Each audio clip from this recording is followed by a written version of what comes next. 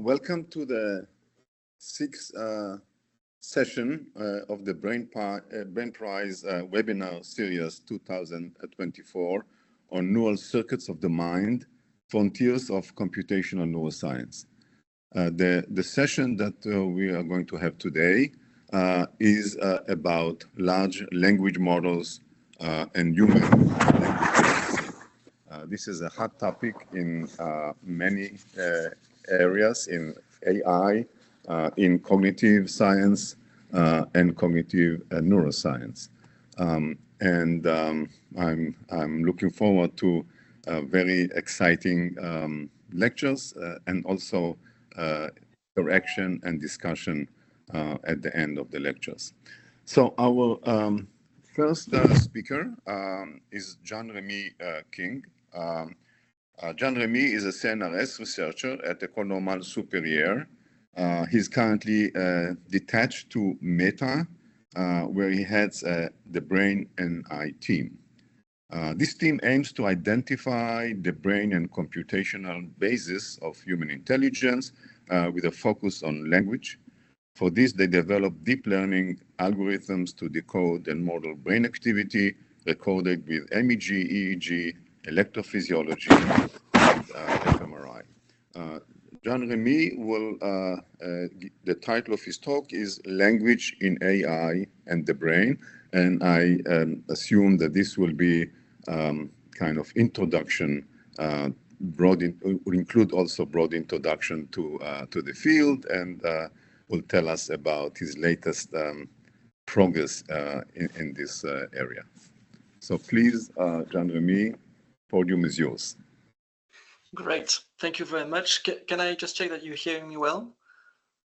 Awesome. All right, so thank you very much, Haim, for this kind introduction, and I'd like to thank also the organizers for putting up this series of meetings together. This is an exciting opportunity to get to present our work, and certainly an honor for me.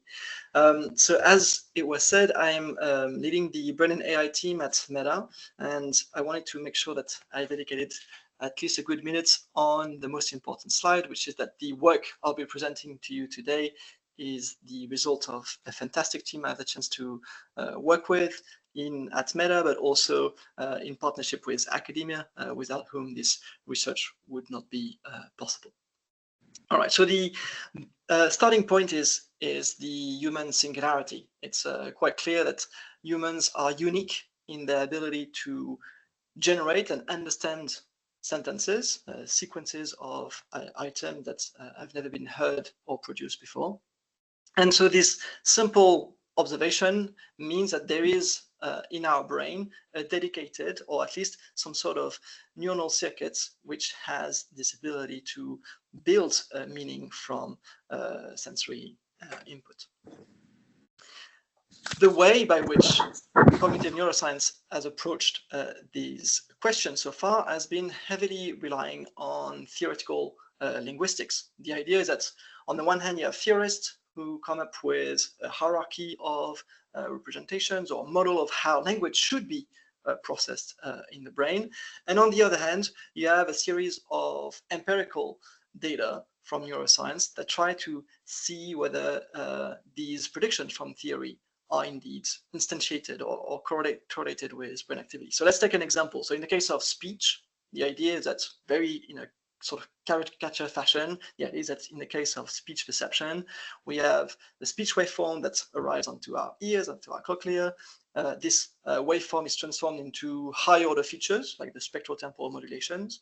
Those are then discretized into meaningless units that we call phonemes. These meaningless units are then combined into meaningful units like morphemes and words.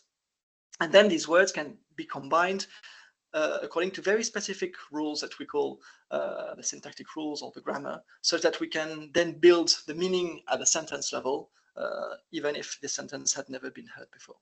And so for each of these different levels of representation, we can come up with an experimental design or an analysis to try to see whether the brain correlates with those features. Three very quick examples to give you a sense of this approach, as opposed to give you a detailed idea of the exact results. from Nima Mesgarani and Eddie Cheng, seminal paper using intracranial recordings from epileptic patients who were listening to natural sentences. And they showed that the electrodes in the temporal gyrus, they tend to have activations in response to speech, which correlates with phonetic features. So you have electrodes which respond, for instance, more to B sound than to P sounds. Using a different types of technique, Alex Huth and Jack Gallant and their team used fMRI. Again, participants are listening to natural speech, and they show that different parts of the brain specifically correlate with different features of individual words. Is it a social word? Is it a word which relates to visual perception or to other kinds of lexical attributes? And they could map systematically these semantic features using fMRI. And maybe one last example from Christophe Pallier and Stanislas Dehaene and colleagues, where the participant, again in the fMRI, listened to sentences which were specifically built to varied either in their syntactic feature, is it a large or a small constituent, or the semantic feature, is it a meaningful sentence or a meaningless sentence, and they could show that different voxels, different parts of the brain correlate specifically with this, each of those two dimensions. And so this approach, which consists in correlating the features of linguistics on the one hand to brain activity, has been immensely successful over the past decade. There is now thousands and thousands of studies that have tried to systematically identify the different computations and representations of the brain in response to speech comprehension or during speech production. If there is one challenge, however, it's the theoretical challenge, which is that we may end up with a very exquisite set of phenomena, very well described, but which are very difficult to integrate into a single theory and perhaps even explain why humans and no other animals are indeed able to process language. So that's kind of the perhaps one of the main challenge here to the neurobiology of language. And there may be here a turning point in our little history, which is the rise of language models in AI. Because for the very first time now, there exist models which can learn end-to-end to process text, to process speech, and to some extent with a remarkable effectiveness, right? Everybody has now used language models like ChatGPT or Llama 3.2 and so on, and it's quite compelling. There are many limitations, but it's quite compelling. And so perhaps for the very first time, we have models which can help us understand how language is being constructed. Now, the key issue, or perhaps a key premise to that possibility, is to assess whether these language models work in any way similarly to how our brain works. And this is what I think the past couple of years have been trying to systematically investigate in our team, of course, but also in the team of Maryia, of Ariel, of Alex Huth, and many other since. All right, so what's this recipe exactly? How do we compare a deep net, like a language model, to the brain? Well, it's a pretty simple concept. You can just evaluate the extent to which the activations that you can observe in the deep net are in any way similar to the activations or activation patterns in the brain in response to the same input. So for instance, you can have a speech deep net, you present a speech sound, you get a vector of activations for the deep net, you present the same speech sound to human participants, perhaps in the fMRI scanner, and you record the fMRI brain response to that to those speech sounds. Right, so here is an example of a study that we ran a couple of years ago. I don't know whether you'll get the sound, actually, we'll see. J'étais bien plus isolé qu'un naufragé sur un radeau au milieu de l'océan. All right, so you can get the sense of how the task goes. You just lay chill in the scanner, listen to this nice task, perhaps at the exception, just for people who don't do fMRI, to keep in mind that the fMRI sounds like this. Right. So it's chill, but we always have to keep this in the back of our mind, right? This is not the best environment.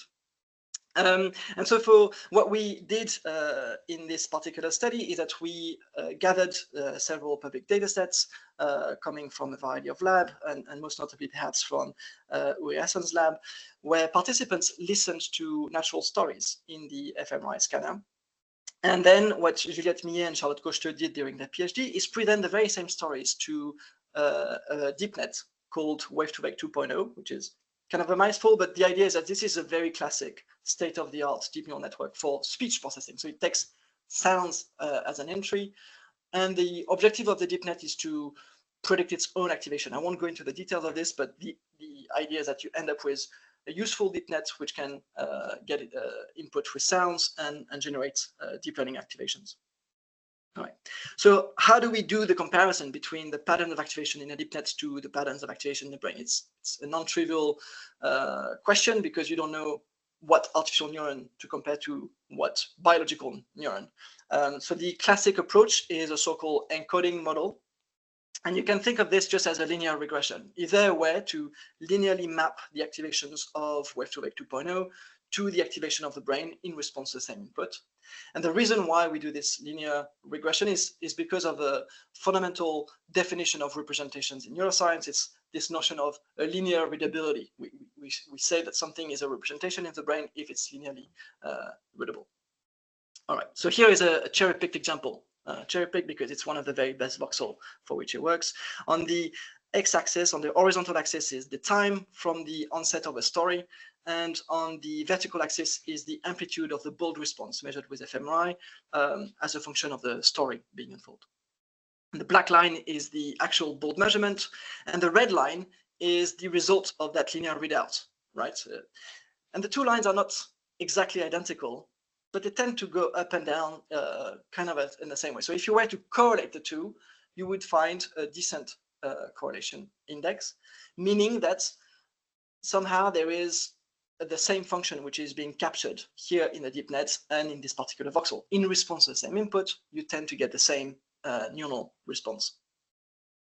All right, so this is for one voxel. We can do this for every individual voxels in the brain using fMRI because there is a huge number of participants. You can do statistical thresholds that are extremely conservative here, lower than 10 to the minus 10, and you'll see that pretty much all over the brain, perhaps at the exception of the primary sensory motor areas, you get a significant correlation between the deep nets on the one hand and the brain response to speech on the other hand. Now, this is not that interesting in itself. What is interesting is to redo this analysis, but for each layer of the deep net. So as you probably all know, deep net is a hierarchy of layers. And so we can do the comparison between each voxel in the brain and each layer in the deep net to try to see whether, I don't know, for instance, the voxel in the primary auditory cortex tend to be more similar to the first or to the second or to the third layer in the deep net. And then we repeat this operation for, let's say, the prefrontal cortex voxels. And what you see here is an actual data, probably with me going a little bit over the top with the 3D rendering. Here's the same, a bit less over the top rendering, where we see a pretty clear pattern, which is that these voxels over here tend to be bluish. This area is known as the primary and secondary auditory cortex, and they are blue here because their activations in response to speech tend to be best predicted by the first layer of Wave-to-Wake 2.0. And if I take the other extreme, like in ATL, in the anterior temporal lobe or in the prefrontal cortex, you have a lot of voxels which are color-coded in red, meaning that their activation patterns in response to speech tends to be most similar to the deepest layers in Wave-to-Wake 2.0. And you have a pretty clear and monotonous gradient here across these hundreds of subjects between the primary auditory cortex and the highest associative areas. And to me, this is one of the splendors, I would say, of not this particular study, but this finding in general that we also observe in the vision, the neuroscience of vision, is really remarkable because it means that deep nets that have been implemented and designed by research engineers and people really don't care about neuroscience. These deep nets, by getting optimized through a pretty simple objective function, in this case, it's predicting its own activations, if you optimize these deep nets, you end up with a hierarchy of representations which closely match to the hierarchy of representations we actually observe in system neuroscience. And you can even evidence hierarchies that we suspected, but we didn't have really good evidence of, like, for instance, here from the larynx area and going up to the infrafrontal gyrus. All right.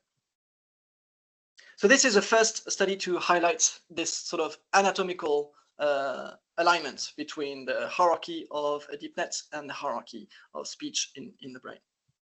What about timing? Well, for timing, we can use a variety of tools that are more precise in their temporal resolution, like magnetoencephalography, which measure the fluctuations of magnetic fields elicited by the postsynaptic potential in the cortex. And then there is a whole pipeline to trying to infer where in the brain these activations come from. It's pretty complex. I won't go into the detail, but the idea is that you can source reconstruct the most likely areas that are activated given the scalp or the outside the brain magnetic fields.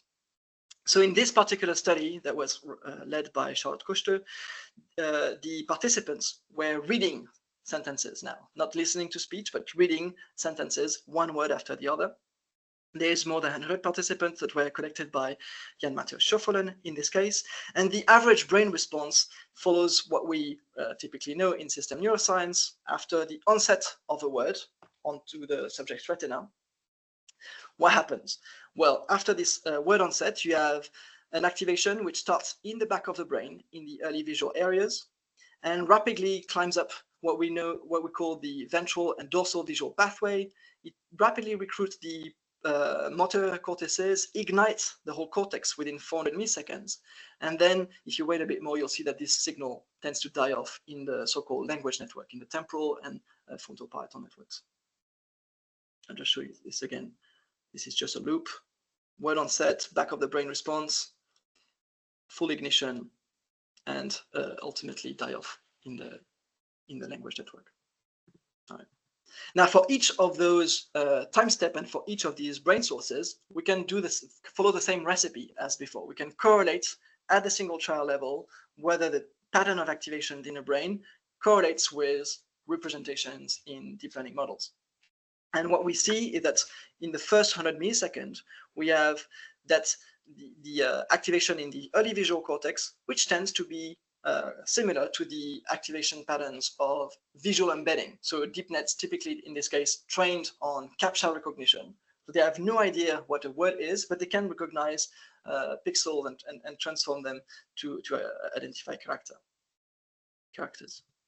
If we wait a bit more, this effect propagates along the dorsal and the ventral visual stream, and then there is a new effect that appears around 200 milliseconds. Here, we see that it's cyan because now this pattern of activation in the brain not only correlates with visual embedding, but also correlates with word embeddings. So word embeddings is a different type of representations in deep nets, which capture lexical semantics. And this is very nice because this area over here is approximately known as the visual word form area. If you lesion this area, you lose the ability to read. So presumably this is an area which is devoted to the transformation of visual features into lexical or word level features. Now, if we wait a bit more, we see that this correlation with word embedding propagates to the whole left hemisphere. It peaks around 400 milliseconds, which is expected given the seminal work of Marta Kutas and many more using factorial design, because this is the time at which we think the brain has access to individual word meaning. And if we wait a bit more, you'll see that every now and then you have the peaks in red that starts to pop. And if you wait long enough, the whole brain ultimately turns to red. This takes quite some time in this case. Right. And what does that mean? That means that now the brain activation that we can measure with magnetoencephalography, they seem to be specifically similar to the language models like GPT-2 and this kind of large language model that are being built today. 2 seconds after the word's onset, this is all that remains. The only thing that remains seems to be patterns of activations which correlate with these large language models. All right. So in these two studies, I showed you that we could find an anatomical alignment. We could find a similar ordering of computations using fMRI and MEG. But perhaps what excites me the most recently is to try to push this to development, right? Because one of the key features of language is our ability to acquire language, and it seems that kids in particular are really perhaps not optimized, but remarkably able at learning languages, certainly much more flexible at learning languages than human adults. Right.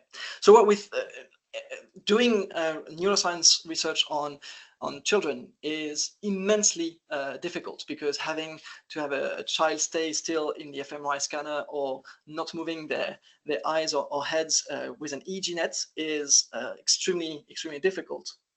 So what we thought of doing with Linnea Evenson, who is a PhD in the lab, and Pierre Bourdillon, who is a neurosurgeon at the Rothschild Foundation's hospital in Paris, is to turn to pediatric intracranial EEG. So many patients suffer from drug-resistant epileptic seizures and are implanted with intracranial electrodes for that purpose, to try to identify the location of the seizure and ultimately to remove the part of the brain which are pathological.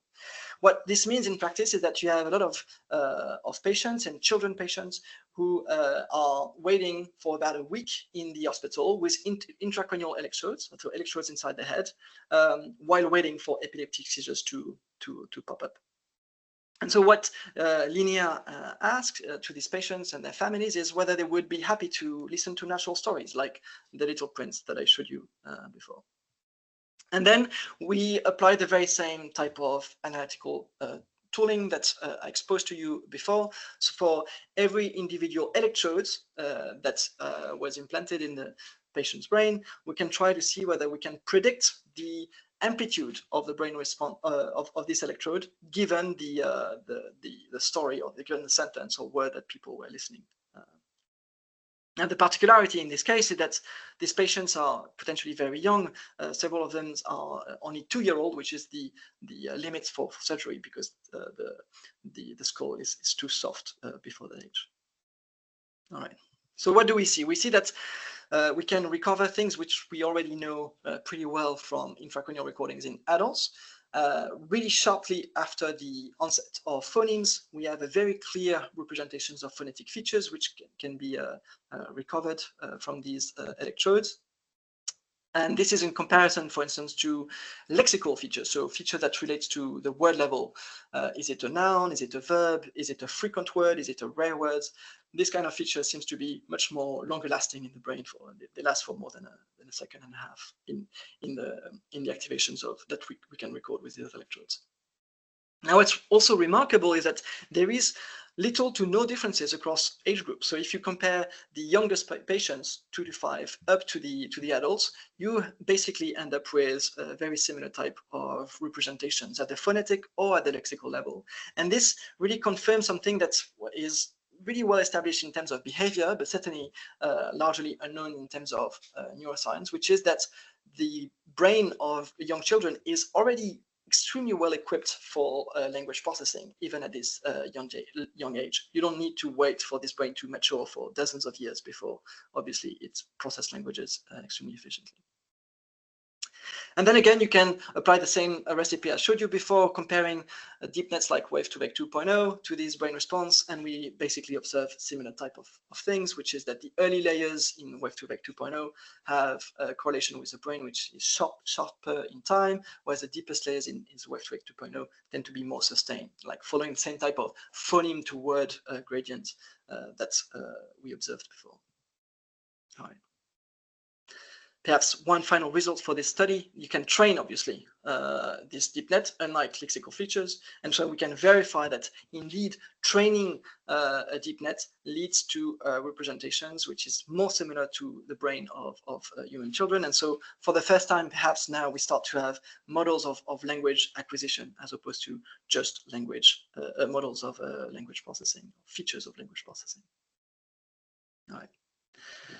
All right, so all of what I've showed you so far is what we call an encoding analysis. We do the comparison between the AI representations to the brain representation by using this linear regression from the AI algorithm to the brain.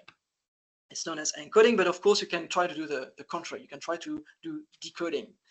And the reason for this is could have a variety of applications. One of them is to try, for instance, to recover what people hear at a given time point.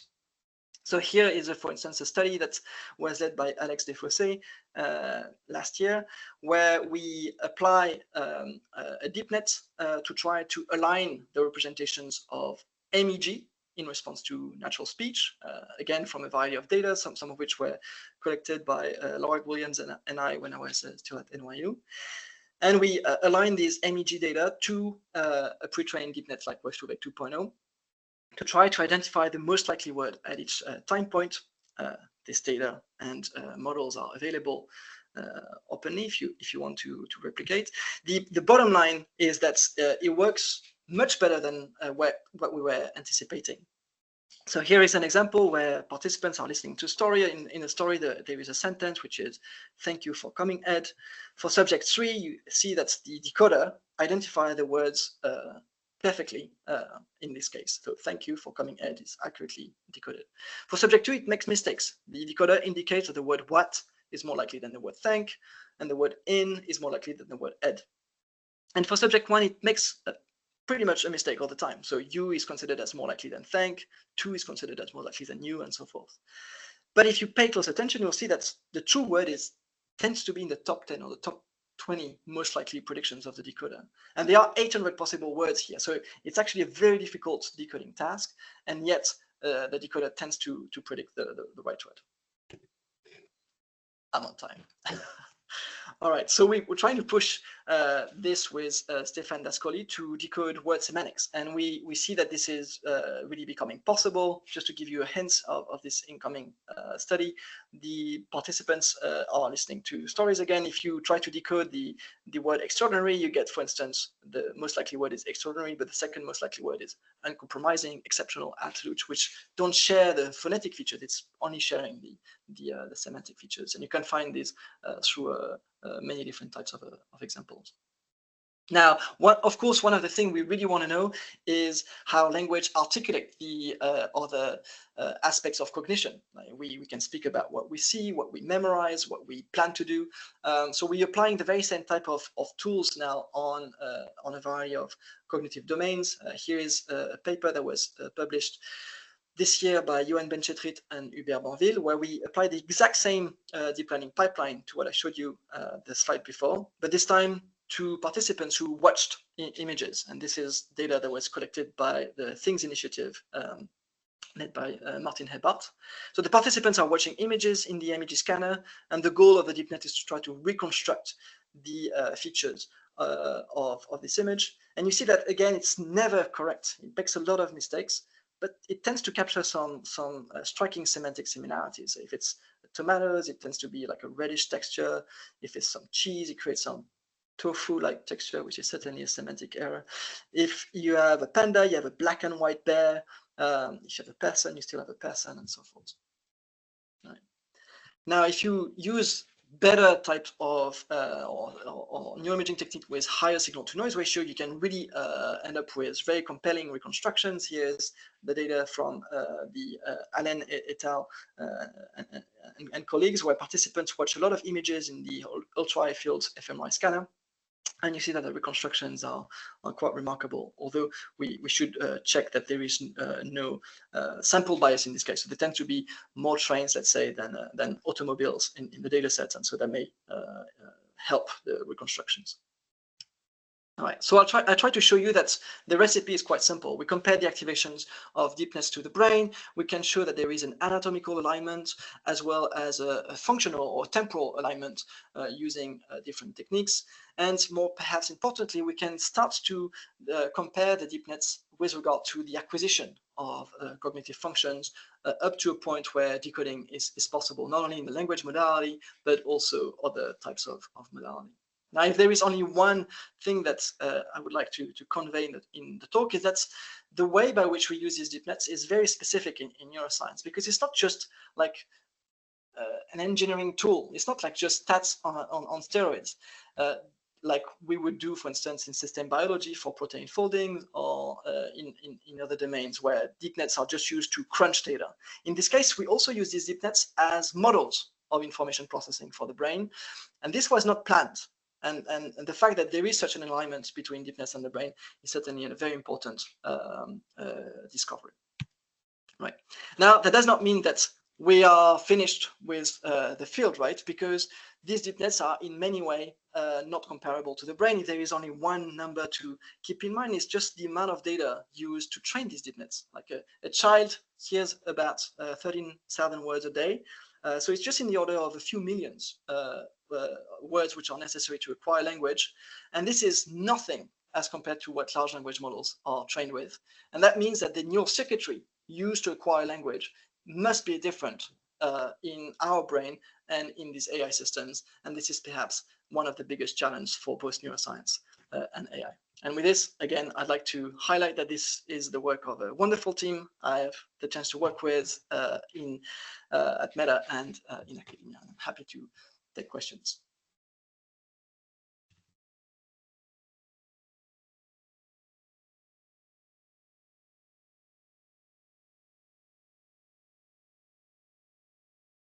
Thank you very much for this fascinating talk. There are many questions. Some of them, particularly the last one that you mentioned about the tool versus theory, we should get back to it in our discussion at the end of the session. But if you have Maryia and Ariel specific questions about some of the stuff that Jean-Remi talked about, please, this is the time to raise them. So it's not really a question, but it's something that I just noticed, and I think it's a very nice feature of your work, using WAV2VEC, which is basically, there is a CNN, and on top of it, the transformer. But still, we see the correlation with the brain for the CNN-based embeddings and the transformer-based embedding, which I think goes a long way supporting this idea that what matters is the task. Right? It does it end to end. The architecture doesn't matter. So I think it's important because, for example, in my work, I solely use transformer-based models, but when we see here that the correlation with the brain are, even during language, are invariant to the architecture, but to the task and to the representation induced by a learning model. So I think it's a point that, for me, it's new. I didn't notice it before, and I think it's something to be noticed. Yeah. Absolutely. So, I mean, I completely agree, but it was not my intuition, I should say, at first. I thought the architecture would matter a lot. In the work of Charlotte's, the 22 papers work, what Charlotte did is that she trained really a lot of different type of models. She varied the architecture, the width of each layer, the number of layers, the number of attentional gating, the type of task. Is it network prediction? Is it mask modeling? And she trains, at the end, she ends up with thousands of different embeddings. And for each of those, she can assess whether the embedding is indeed linearly predictable of the brain or not. And what she observed is that all of the parameters matter in that they are statistically significant. It matters if it's a bit deeper or if it's a bit shallower and all this. But there is one feature which is by far much more predictive of whether or not the model will end up being similar to the brain or not, is how good the model is at NLP. And to me, that is really a striking effect. It's like, at the end of the day, the architecture, all this, they do matter, but what really matters above all is it a functioning system? Is it effective? Is it useful? And this is the single best variable. And that suggests that at least the analogy that I have in mind is really the idea of convergence in system biology, where you can have really different types of architectures, like birds and bats. They have like different lineage. They don't use the exact same type of features, of course. Like you don't have the same skin. The use of skin in bats is not how birds are flying. But nevertheless, you can find at the functional level something which is sufficiently similar and helpful to understand what they're trying to do. They're trying to fly, and so they have to optimize air resistance and energy consumption and these sort of things. So I think this is what we are typically facing here. Let me just make a comment on that. There is an analogy with the field of vision, object recognition task, and modeling the visual processing in the human visual system. This correlation works to an extent. Modern vision DNNs actually outperform human in the task. And actually, I think the best model that matches the brain activity is not necessarily the top layers of the model or the best model, but somewhere in between. So I think this has to be taken with a finer granularity. But again, we can go back to it and discuss it at the end. Maryia, do you have a question for Jean? Maybe just because this is very short, it's the same graphic that I showed you. So I completely agree that you're referring to the work of Daniel Mintz and James DiCarlo. We observe the exact same phenomenon. So if you really focus on the very, very best model, they tend to be slightly worse than the one before this. Presumably, the interpretation here is that presumably it's because they are off-fitting the task with which we train them. Right. But nevertheless, like the big component, let's say, is still an overall convergent phenomenon. Maryia? Yeah, thanks.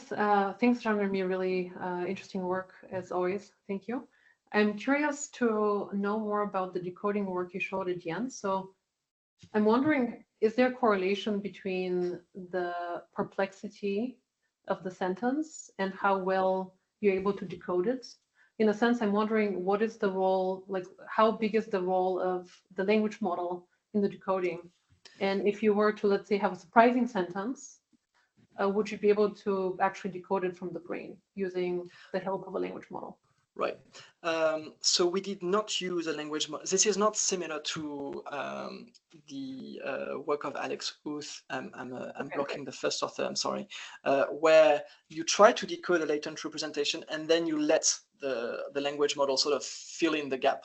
Here, because they need to do this because it's fMRI, so they don't have like the temporal resolution to get every individual words, but we do, so we can really try to decode every individual words. And in fact, the sentences we end up with would not pass the test for language models, because as soon as you make a mistake, the sentence breaks in a sense, but we can still evaluate it at the single word level. I must say that we did try, and it's extremely difficult to correct or to autocorrect with a language model on top. So the reason why we didn't do it is not because it's not interesting or because it would prevent us to make a conclusion, but because we did not succeed in a way which was compelling enough for this particular study. But I hope that this will be the next step. Yeah. And to answer your question, we haven't designed analysis to compare the decoding of words depending on the sentence in which they are embedded, but this is certainly something that we should look into. Yeah, let me just ask a technical or clarifying question. When you compare with written text, brain and language model, you're using so the same WAV2VEC. Is it multimodal?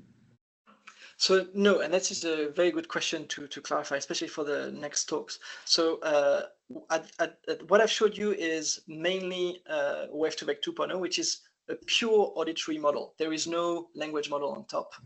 Like for instance, Whisper would be using a bit of text and a bit of audio. This is a pure audio model. We also have models which are pure text, like the work of Charlotte I showed you during the reading condition. This is a text model. There is no WAV2VEC 2.0. And there are some works that try to do the comparison between audio visuals, and so forth. But I'm sure Maryia and Ariel will dig into these comparisons a bit more. Okay, thank you very much.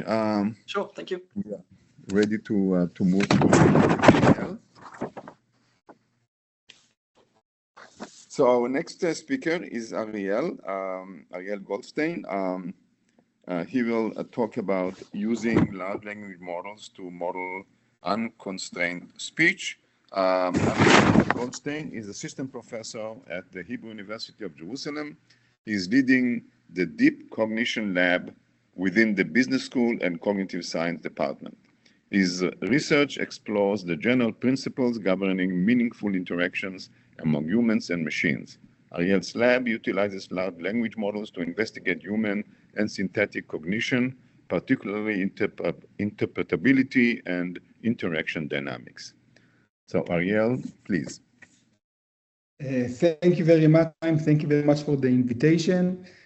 I must start by an apology. Talking after Jean-Remi King, I'm not going to say much new to what Jean-Remi just covered in his talk, unfortunately for me. I'm going to focus on unconstrained speech, and again, echoing the message that Jean-Remi started with. When we, in science and also in the science of language, we try to divide the phenomena into specific interpretable components such as phony, morphemes, sentences, etc. But our language, our unconstrained language, is actually multidimensional. The different components are intertwined with each other, so it makes it hard and even impossible to separate the different dimensions in a meaningful way.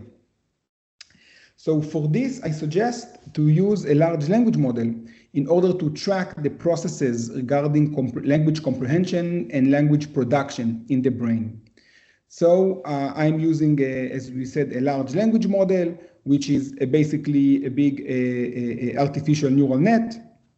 I will give a very quick description. So we have words that we feed into a model. Each word is being represented by a vector or an embedding. Then there are a series of nonlinear transformation on these words. From the last layer of this neural net, we have a contextual representation, which is a function of the words in the context, from which the model induces a probability over all the possible words in its dictionary. And then during training, we can compare to the actual word in order to optimize the transformation to improve the next word prediction. Now, this procedure is being done on a huge corpus, as Jean-Remi King showed.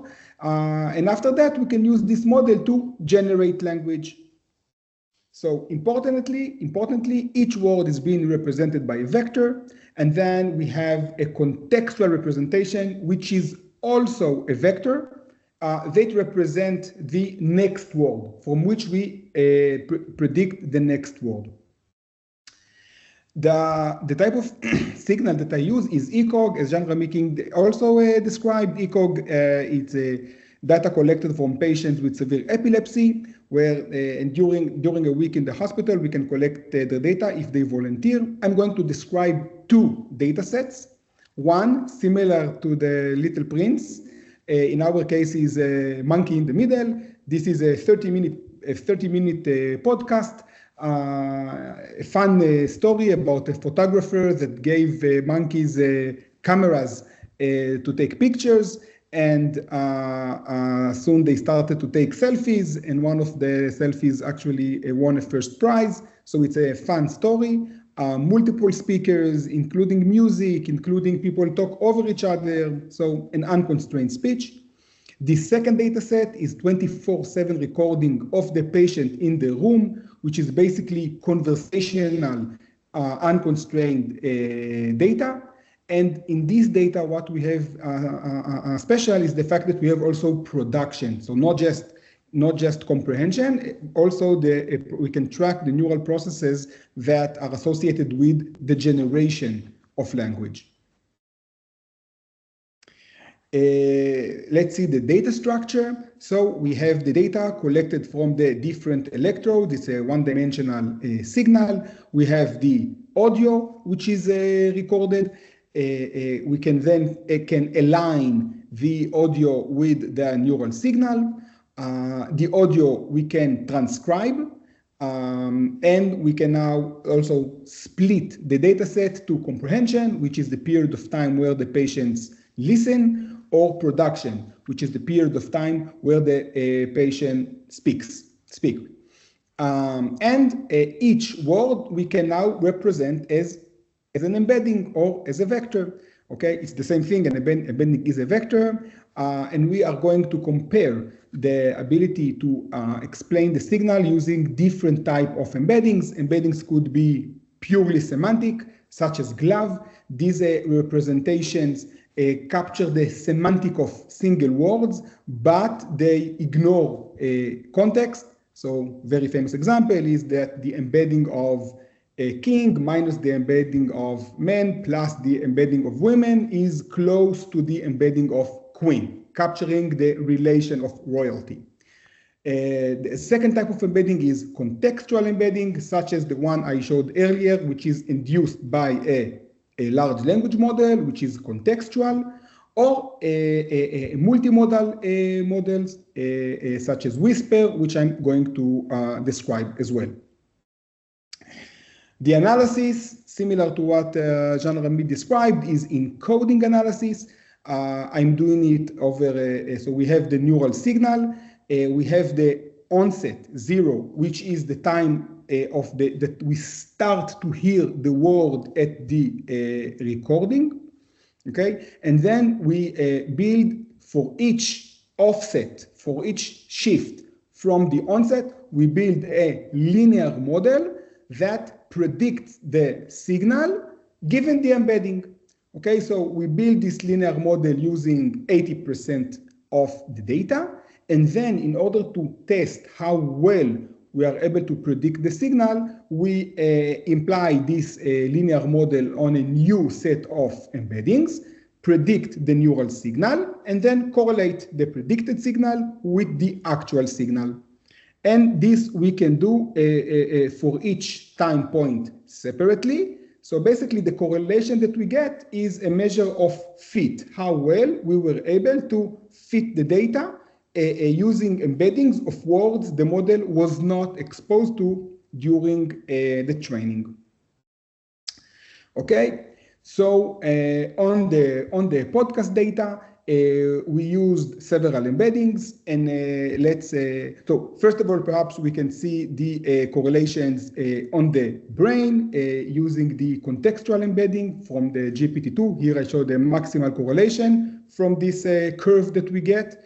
So we can see, in fact, that we get correlation at the right places, right? We can see it in the superior temporal gyrus, which is an auditory area, of course, associated with speech perception, and in the inferior frontal gyrus, which is the Broca area, also associated with the speech performance, speech comprehension. We can see that some of the electrodes reach high correlation of almost as high as 0.5, which is as high as it gets.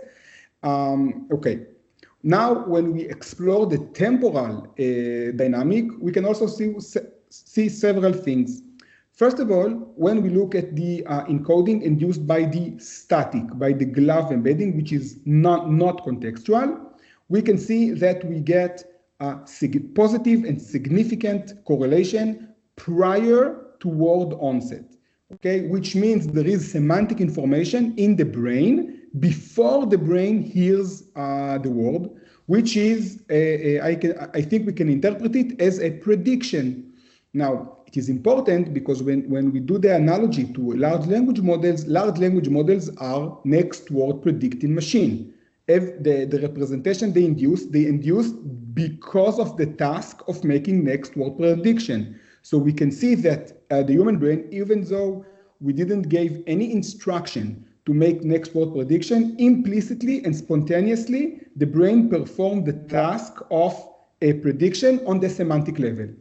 Second, we can see higher correlation with the embedding induced by the, in this case, GPT-2 model, and that the maximal correlation is achieved at the onset, which is exactly when we need the prediction. After this, we start to hear the actual word.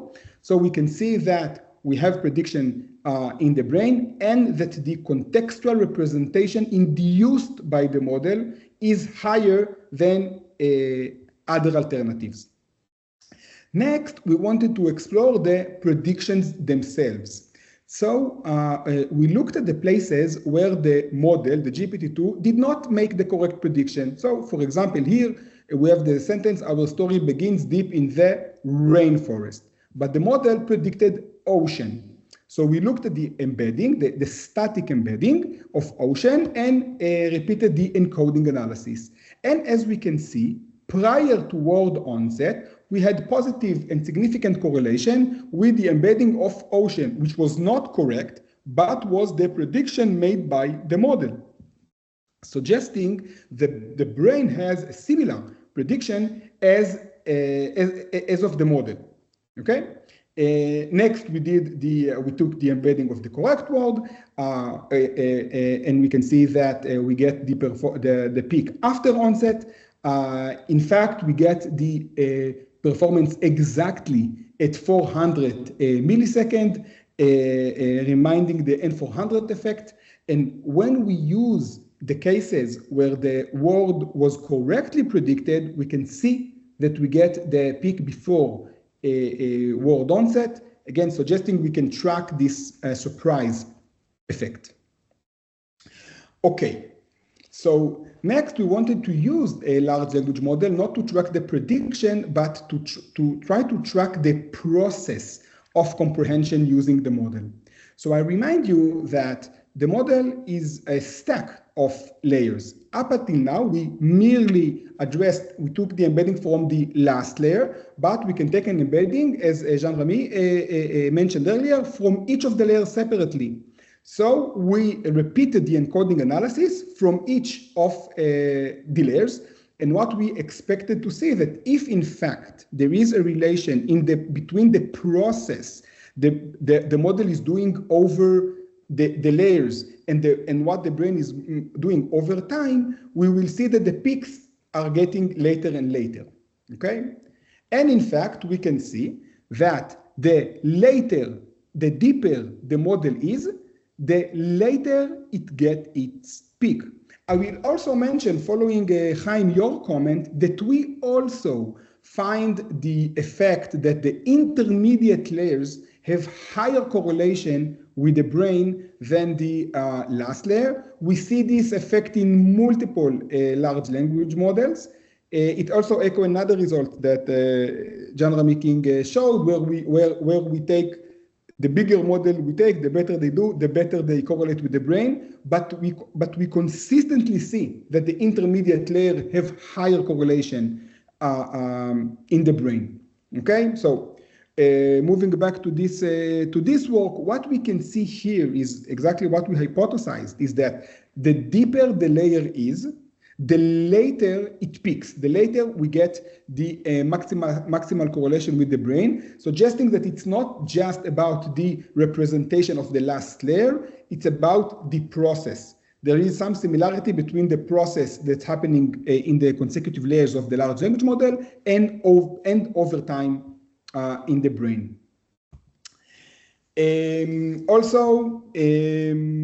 We release this dataset as a benchmark to compare to other linguistic hierarchies. So as discussed earlier, there is a famous hierarchy of phonemic layer and morphemic, syntactic, and semantic. And it's another plausible alternative to the way that the brain processes information over time. So as a preliminary result, we took some known representation, vectorial representation of phonics, morpheme, syntax, and semantic, and ran the same analysis.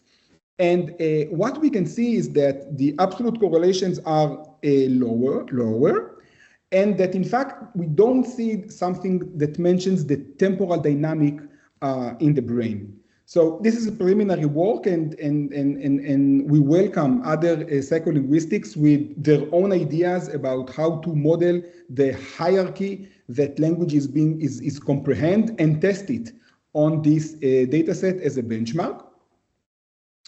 Okay. Next, and again, echoing Jean-Remi work, we wanted to look at language in the brain, not just through the lens of receiving words and predicting words, but actually address the process itself, which starts with acoustic signal. So we used another transformer-based model, which is Whisper. Whisper is also a stack of transformers. Its input is audio, then it is being processed through a series of encoder layers. And on the other side, there is the language part, which gets this as an input and generates the words. So basically trying to decipher the words from the audio, which is more resembles the task our brain has during unconstrained language comprehension. So what we did is we took the last layer from the language, from the speech encoder, and the last layer from the language decoder. So we have these two representations, both induced by a model that its task is to decipher the language from the word. The speech embedding, we call it speech because it is closer to the acoustic representation, and the semantic embedding, we call it semantic embedding because it is closer to the language representation. And we used these embeddings on the 24/7 dataset where patients freely interact with their environment while they are in the hospital. And what we can see, first of all, that both for production and comprehension, the areas such as IFG, the inferior frontal gyrus, has higher correlation with the semantic or language embedding, and that the area such as the auditory area, such as the superior temporal gyrus, has higher correlation with the speech embedding, which verifies what we already know about the brain. However, I think there is some important things that we can look at here. First of all, even though that the IFG has higher correlation with the semantic representation, it still has significant correlation with speech embedding, which is represent lower features, and vice versa. Even though that the STG has higher correlation with the speech representation, it still has significant correlation with the semantic representation.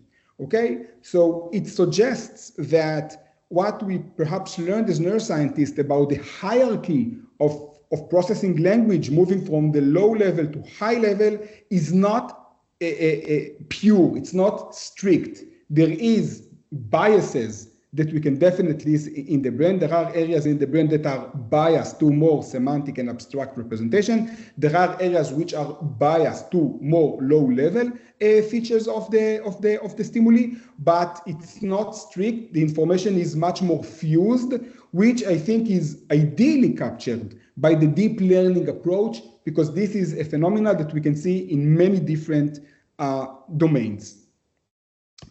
Now, focusing a bit more about production, we can see that we can really track the process of language production. So we can see that we first have, if 0 is the onset of the word, we can see that we have, first we have significant correlation with the semantic representation, then we have a significant correlation in the somatomotor area, where we plan the motor plan of speech, and only then we have a correlation with the superior temporal with the auditory area, which is basically expecting what we are going to hear ourselves.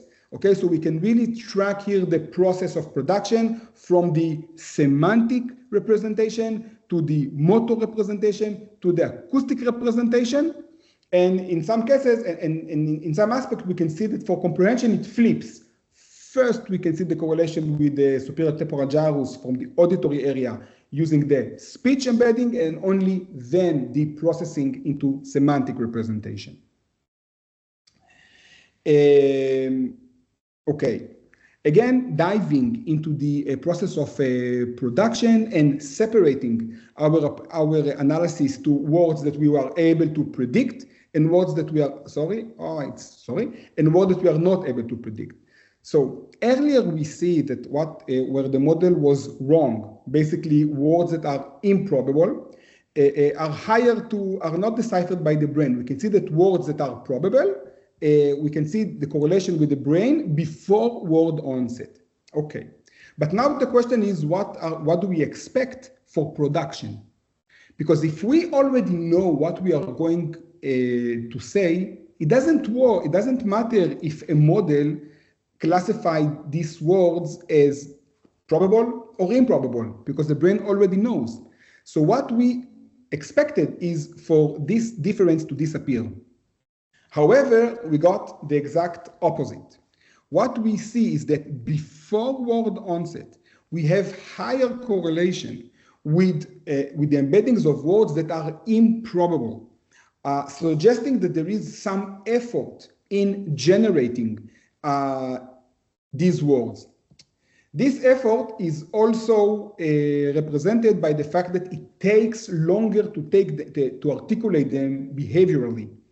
Now, I will not get into it, but we are also exploring what this means, how this effort can be modeled inside large language models, but this is for now out of the scope of this talk.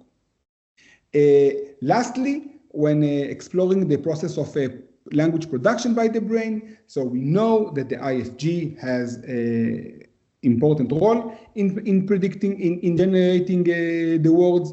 And what we did here is we used the embeddings of not just the next word, but up to 4 consecutive words.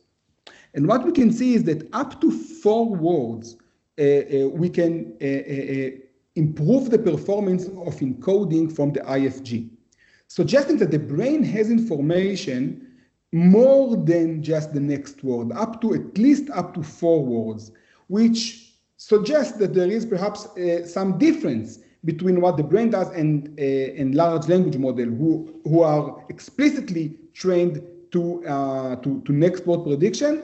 I will say that we need to do a lot of controls here to make sure that this information is solely in the brain and not can also be extracted from the large language models. I want to finalize by echoing Jean-Remi King question. I think that the question that we have now that we need to discuss is whether large language model is a tool that helps us decipher the brain, or is it actually a model that we can use in order to learn something fundamental about the larger phenomena, which is the brain. And I think that as a community, we need to have this discussion. And the most important slide, I want to thank my group, and I want also to thank Uri Hasson, my advisor in Princeton, which I did with whom I did most of this work. And I want to thank you. Thank you very much. Thank you very much, Ariel. Beautiful work and raises a lot of questions. But once again, we will limit the question to specific issues raised by your talk. Let me start by asking a question about comprehension versus production. So how should we think about language model like Whisper? Is it production or comprehension, or only comprehension? So this is a great question that I and my students we still ask ourselves. So I will not give you a definite question. I can give you my starting thoughts. So regarding Whisper, it's tempting to think about Whisper as a comprehension model, right? It gets audio, it needs to decipher the words. It's tempting to think about it as a comprehension model. However, first of all, it's generative. It's the language stack is trained the same way of generating the next word each time. And of course, after you fed it the 30 seconds audio, it gets it as a starting point, and then it continues to generate speech as a generative model. So it's not that simple. And we can see and as we can see, we can model processes associated with comprehension and production, and using large language models. And I think to make it more complicated, in the brain there are many shared mechanisms, overlapping mechanisms during comprehension and production. These are not separate. Sure. These are not separate systems. So there are unique processes, but there is a lot of overlap in all the brain areas, in the superior temporal gyrus, in the inferior frontal gyrus, in the somatomotor area. There are theories connecting motor articulation with comprehension. So some theories claim that while we hear, we in our mind articulating the words in order to fully understand them, we have results such as that. We can show, for example, that we can train model on production processes, use the same model, the same set of coefficients, and then using it to decipher the brain during comprehension. So it's not so. Sure. I just want to say, if I need to give an answer now, I would say that it models the overlapping processes, which we know exist. Yeah. Okay. So just one more question, somewhat related to that. Your results about 4 tokens ahead, which I found very interesting. Did you try to do it on language models? They are not trained for that, but still they may do that. Yes. So this is why I was cautious in saying that we are still controlling for it. Yes, to some extent it is possible to decode some words ahead in language models because of the correlations we have between words. Sure. Now the work now is to control for it, to see what type of word we are able to predict. What? Yeah, would be interesting to see. Maryia, do you have questions for Ariel?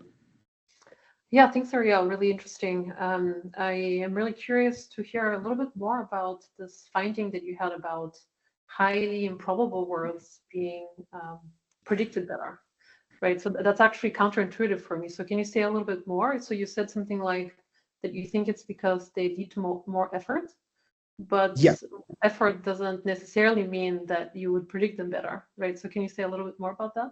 Yeah. Again, this is an amazing question, and I'm still struggling with it. So this is why it's still on my desk and not in the archive.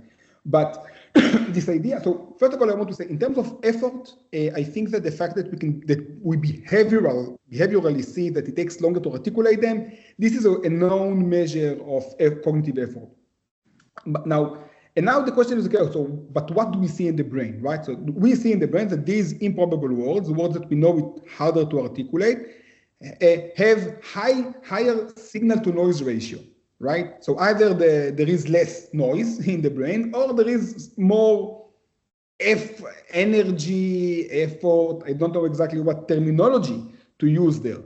But there is something that is enabling us to have higher correlation, or it is easier for us to decipher than other words. I will say that there are things that we need to control for here. Even though we control because it's the same words, but the distribution of improbable words is not the same distribution of probable words in terms of their length, for example. So it might be that something in the planning process of these words is more easy to encode or decode. But yeah, at this point, this is what I can say. You could use the same word in probable or improbable context, so the word itself will be the same. This is what we did, right? I mean, this is what we did. We used the length same. Is not an issue. So yeah, the distribution is. But it's not. But this is what we did. But we don't have the same number of instances of each word. Okay. So. And if you want it to be the same number of instances, that you have a very, very small data set and things just break statistically. So we need to be more cautious there. Okay. Jean-Remi, a comment? Just one clarification on that. So you said that it may be that these words have higher signal-to-noise ratio. I wonder, you could actually test this, right? You could see it, for example, how repeatable this word is across people. And if it's very repeatable, the signal across people, it's one way to estimate the noise ceiling. So you could actually test, is the signal to noise higher there? But I'm guessing that there's something more going on than the signal to noise. But anyway, it would be really cool to see. Thank you. This is a great idea. I wrote it down. Okay, Jean-Remi, a comment to a question to Ariel. Yes, thanks first of all, Ariel, for this talk. There are many things that I did not know that you presented here, so it's quite yeah, cool. The question I had, a very specific question about syntax. I have a bit of a hook for syntax, and it turns out that it's pretty difficult to study. I think Maryia has also a few studies on the matter because of the compositional aspects, because it's typically describing a link between multiple words. So I was wondering exactly what when you showed this correlation with syntax or syntactic features, what do you do exactly? Just I don't think I quite catch that. So we as I said, I mean, I feel it's still preliminary. I can say what we tried naively perhaps. We took some parsers that take a sentence, took some parsing of the sentences, and then using one hot encoding to describe each syntactic role of each word and its parents and what happened before it, to give it some contextual representation of the specific word and its previous components, and in different hierarchies. So right, it's a tree, so you can take the representation from different parts of the trees. We varied several automatic parsers, and we took from the literature several ways that we show that people use vectorial representation for parsing. If you have like a specific variant that you think captures better, we would be very happy to try it. And this is why we released this data set. I mean, we released the data set because we know nobody is an expert on all the layers of this of linguistic representation. Right? Some are doing phonemes, some syntax, some morpheme, nobody is expert of everything. And I think that this is the idea, to be able to test the different ways of representing. And but these parsing trees, or the variants of them, are all not semantic.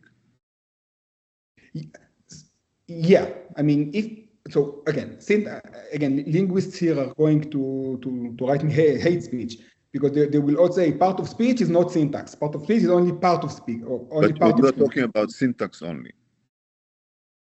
Exactly.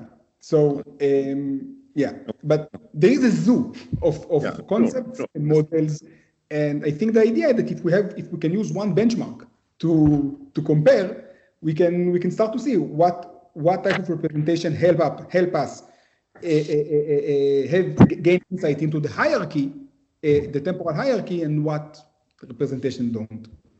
Yeah. Okay, thank you very much. We will move now to the last talk by Maryia Toneva.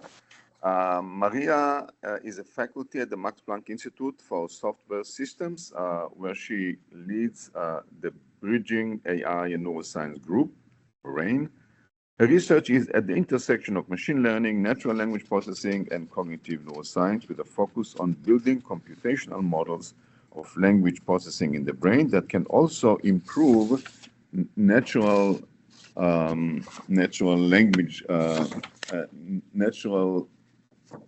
language models, I guess. Natural language processing systems, sorry. Marya's interdisciplinary research is supported by her formal education in both machine learning and computational neuroscience. She received her PhD from CMU in a joint program of machine learning and neural computation, and a bachelor's degree from Yale in computer science and cognitive science. And Maryia is going to talk about improving large language models as model organisms for human language processing. Thank you very much, Maryia, for joining us, and the podium is yours. Great, thanks a lot, Haim.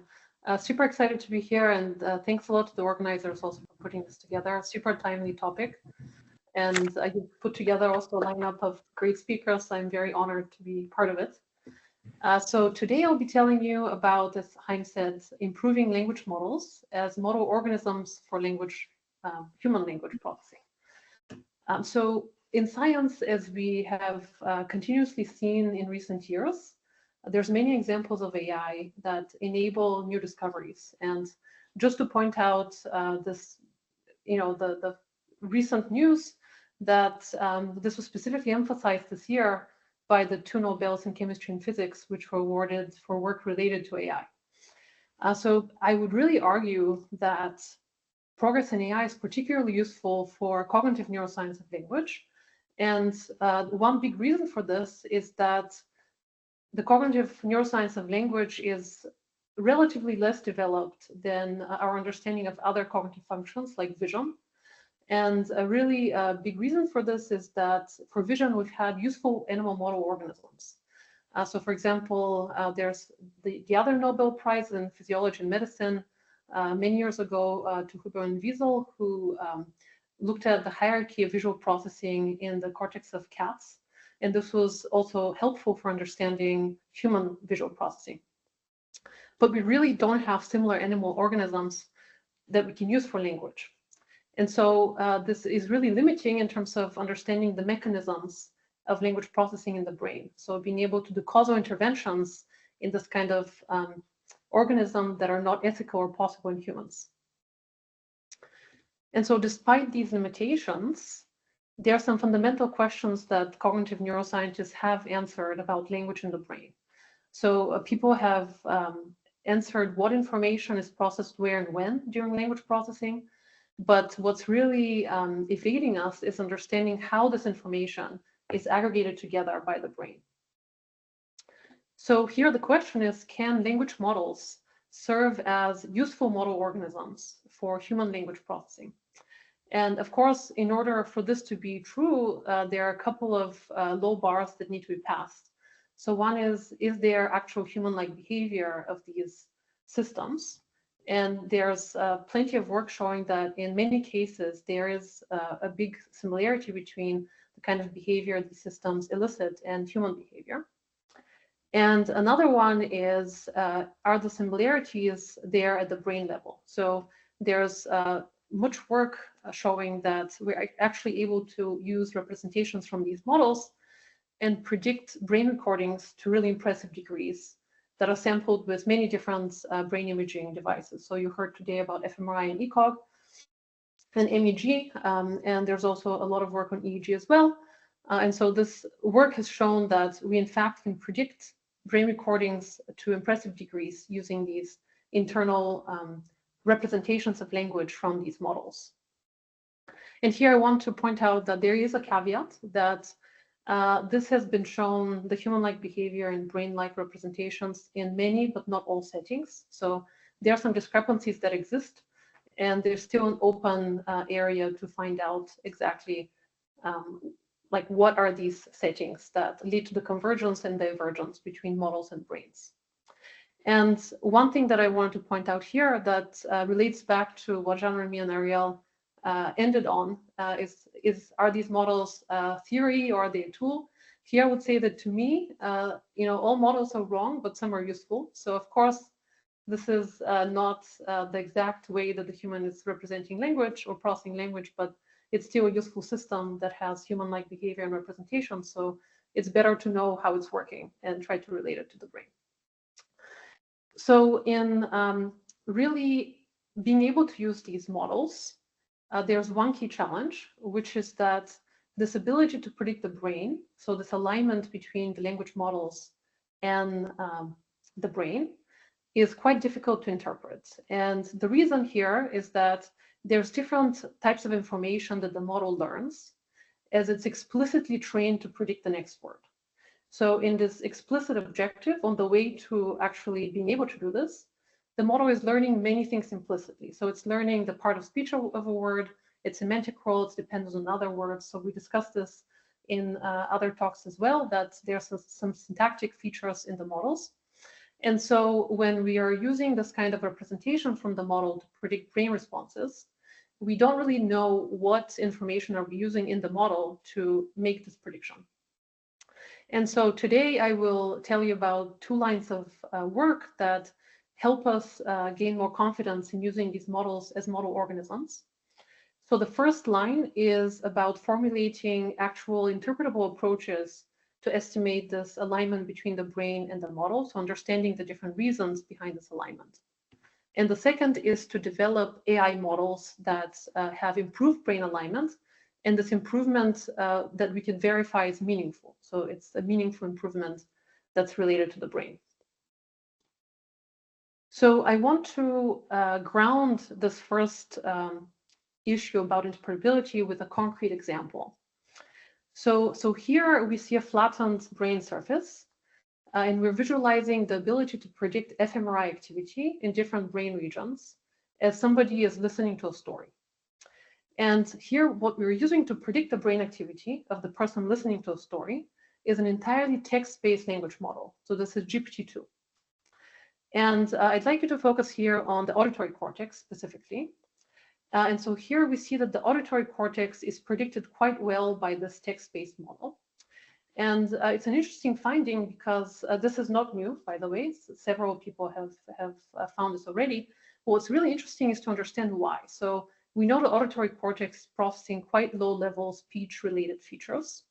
So how come a text-based language model that has never seen anything about speech, the speech envelope, why does it actually predict the auditory cortex? And here, for example, you might be thinking already about some existing correlations between, let's say, a number of phonemes, a number of characters in a word. And so GPT-2 may have access to this number of characters. But I think a more important point is that the approach that we're going to be using to study this and answer this question here can also be used to investigate higher level regions that we actually understand a lot less in the brain. So for the auditory cortex, we have a better understanding. We can ground our model LLM comparisons, but for higher level regions, we don't have that. So it's hard to reason about these correlations and how they affect the final prediction. So here in our group, we are developing ways to understand what this alignment is due to between language models and brains. And we do this via a perturbation approach, in which we use a standard encoding model that Jean-Remi and Ariel talked about. So this is, we have some underlying stimulus, such as a chapter of a book. We show it to participants as we scan their brain responses, and we give it as input to a language model, and we extract some representations, and we compute the ability to predict the brain, different type areas of the brain, using this extracted language representation. But now we also add a second arm in which we make a interpretable perturbation to the model, and we see how does this perturbation affect the alignment with the brain. And if this perturbation leads to a significant difference in brain alignment before and after the perturbation, then the perturbation was successful at affecting brain relevant information. So this all may seem pretty simple, but the key challenge here is to design this perturbation in a way that's actually interpretable. So the actual perturbation that we make to the model, we can trace to what information we are altering in the model. So the works that I'll share with you today are based on a particular type of interpretable perturbation, which we call computational controls. And we introduced this a few years back.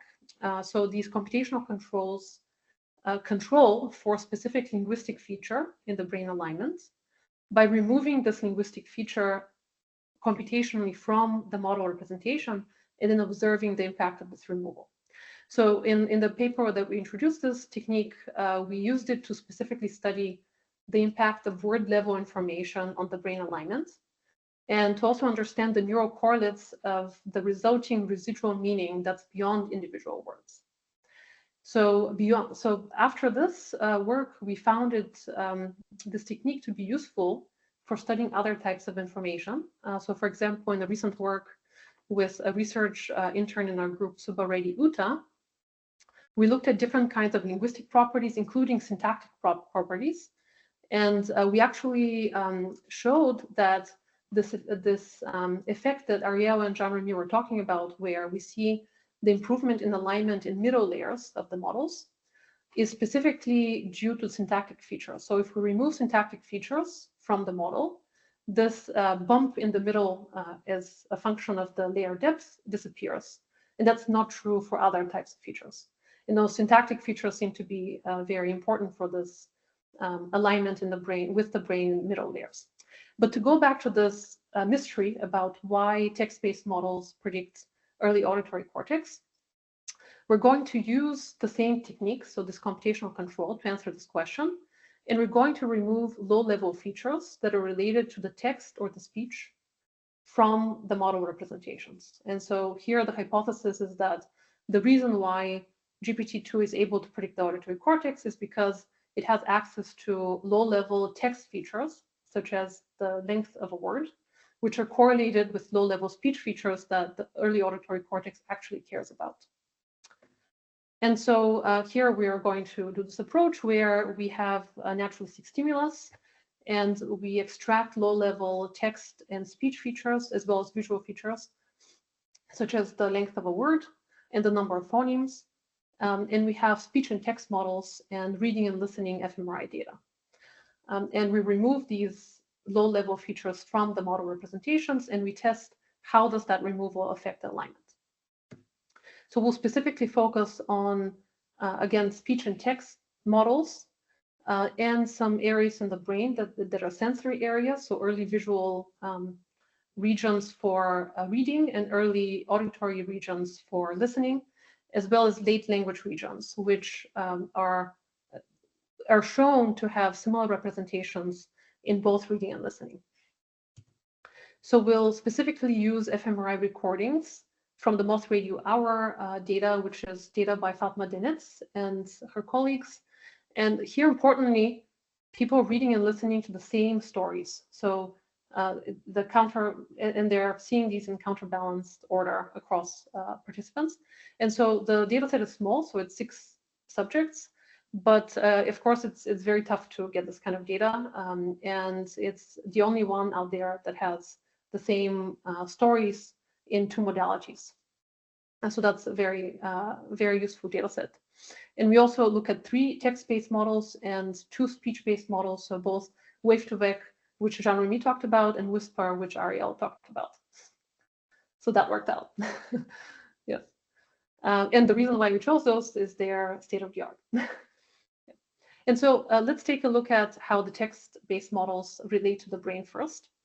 So what we see, so here what I'm plotting is a normalized brain alignment. So this brain alignment value is a Pearson correlation normalized by an estimated noise ceiling, which we can talk about if you're interested, but it's a standard technique which is estimated by how repeatable the signal is across multiple people. And so what we see is that in early visual cortices, we can predict the brain really well during reading, in early auditory during listening, and the late language regions we can predict well during both reading and listening. So these are all expected results, and we find all of those, and that's replicates previous work. But now what we really want to know about is what happens after we remove low-level features. So first we focus on the early auditory cortex, which is the mysterious one we're trying to explain, where we see this big effect of text models in early auditory cortex. So what we see is that when we remove low-level text features from the text model, the ability to predict early auditory cortex drops down to chance. So in fact, this ability to predict early auditory cortex is entirely due to low-level text features that the model has access to, even though it hasn't, so it does not relate to the speech signal, but these low-level text features correlate with the low-level speech features. So this agrees with the hypothesis, but what we also really want to know about is what happens in late language regions, because of course we would love to use text models and speech models as well, and relate their different processing also with semantic processing in the brain, not just with early sensory processing. So what we see is that fortunately for late language regions, that's not the case. So when we remove different low-level features, we see a drop in alignment, but there's still significant residual alignment way above chance. So that's comforting. And now let's switch to the speech models. So with the speech models, before removal of any features, we see a very similar picture as with the text models. So we see a very good alignment in early visual and early auditory cortex for the corresponding modality, and in late language regions as well. So this again is expected and good.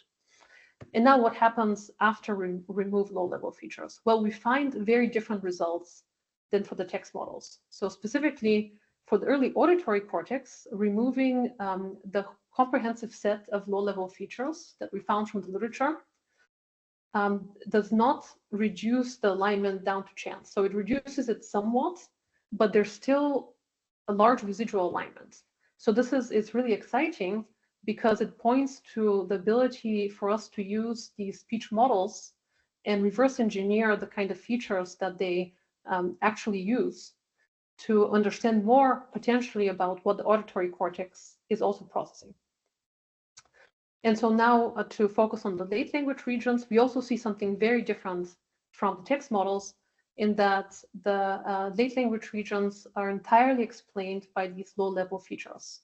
So if you remove the low-level features from the speech models, the ability to predict these late language regions drops down to chance, which was concerning if we're trying to think of these speech models as processing brain-relevant semantics and aligning with these late language regions because of these semantics. So I think this calls into question this idea that speech models can serve as kind of a model for listening in the brain.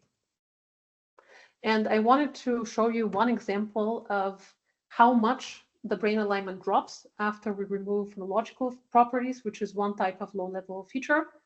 And so we see that, for example, in areas such as IFG, so inferior frontal gyrus and angular gyrus. So over here, we see almost 100% of the alignment disappears after we remove this phonological property. So this was very sobering, I would say, for trying to use these speech models as model organisms. And so just to summarize this part of the talk, I would say language models are still useful, but for different parts. So speech models align with early auditory cortex really well. They capture more relevant stimulus properties that the comprehensive set. So we looked through the literature and we used a very large set of properties that people have reported to be related to the auditory cortex. And even so, speech models captured more variance than that.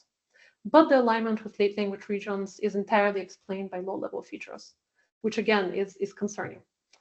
So in other words, speech models are useful as model organisms for early listening, and we can investigate them to learn more about the auditory cortex potentially. Now for the text language models, they align well with late language regions. And this alignment is not due to these low-level stimulus properties, which is great because, again, late language regions, we expect them to focus more on semantics. So this points us to the fact that text models can be useful as model organisms for late language in both listening and reading. But here, I would really like to stress this point that there's more work that we need to do for complete end-to-end model of reading and listening in the brain, because neither type of these models is sufficient. So now I would like to tell you about a second line of work in which we push models to actually better align with the brain in some meaningful ways, because not all models that have better brain alignment are better models of the brain. So one way to improve brain alignment is to specifically optimize a language model for it. So a PhD student in the group, Omar Musa, developed a method to do this, so which we call brain tuning. So in this method, we take a language model. So actually, this is a speech model here. And so the speech model is optimized. So all the parameters in the speech model are optimized to predict the corresponding fMRI response of somebody listening to the same input as the language model, the speech language model is receiving. And here we specifically used the Lebel dataset. So this is from Alex Huth's group, which is a super important data set. It's, I believe, the largest one in terms of number of data per participant, which is what's important in this kind of analysis. So this is 6.4 hours of audio per participant. And so, of course, our aim here is to bring the semantic understanding in speech models closer to that in the brain. So as we saw from the previous work, there's big discrepancy between these two. And so we wanted to bring them closer together. And so, of course, this is a data-driven approach. So we need to do more to evaluate the semantic understanding and to understand how the model has changed after this brain tuning stage. So we do this in 3 steps. The first one is to, of course, estimate how good this new brain-tuned model is at aligning with new brain data. So this is kind of the standard evaluation technique that is used in this area. Of course, we would want a brain-tuned model to better predict new data that it's never seen before. The second way is to estimate the impact of low-level features in this alignment that we observe. So we saw from the previous work that there was a big impact of this low-level features, especially on alignment with semantic regions. So ideally, if the brain-tuned model has better semantic understanding, we would hope that its alignment with the brain is depending less on these low-level features and more on semantics. So ideally, we would see a decrease in this low-level impact.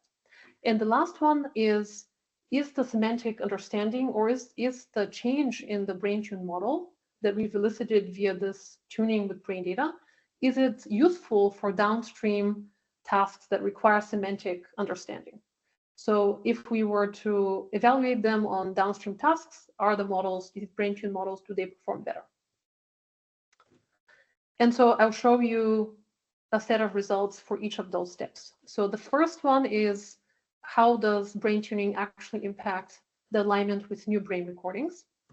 So we see that, so here we test the 2 speech models that I described before, and a third one, which is Huber's, which is quite similar to Wave2Vec, but it's a bit better for low resource languages. It's not really important here. So here what we see is that we should, so what we should compare here is a dark green, which is the brain-tuned model, and the pre-trained model, which is the lighter model. The other model is a baseline that we computed where the target signal is coming from a big speech model. So it was a big whisper model.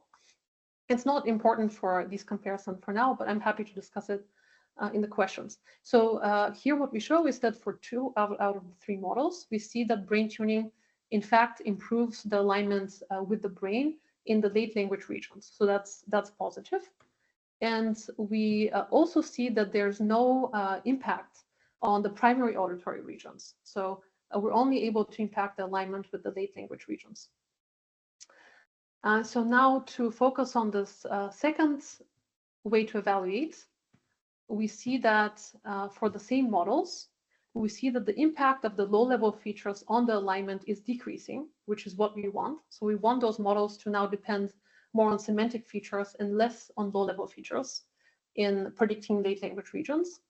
And one thing I want to point out is in the previous slide, we saw that Whisper here, one of the 3 models, was not improved in the late language regions by this brain tuning, but we see that its low-level impact is decreased.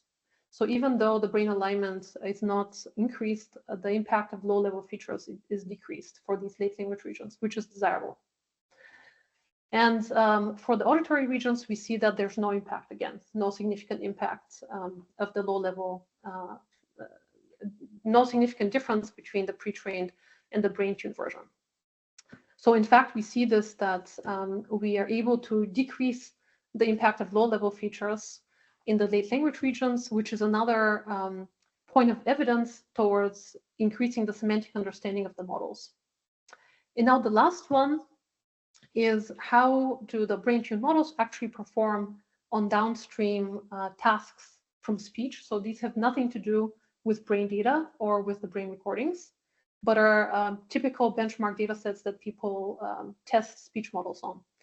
And so what we see is that the brain-tuned models also improve on these downstream benchmark tasks, especially on the ones that are more semantic. So we evaluate more of them in the paper. Here I'm just showing 3, but there was only one task on which brain tuning did not help, and that was recognizing emotion from the speech signal, which is considered to be a low-level task because it can be done without the semantics. So it can be done based on the speech envelope.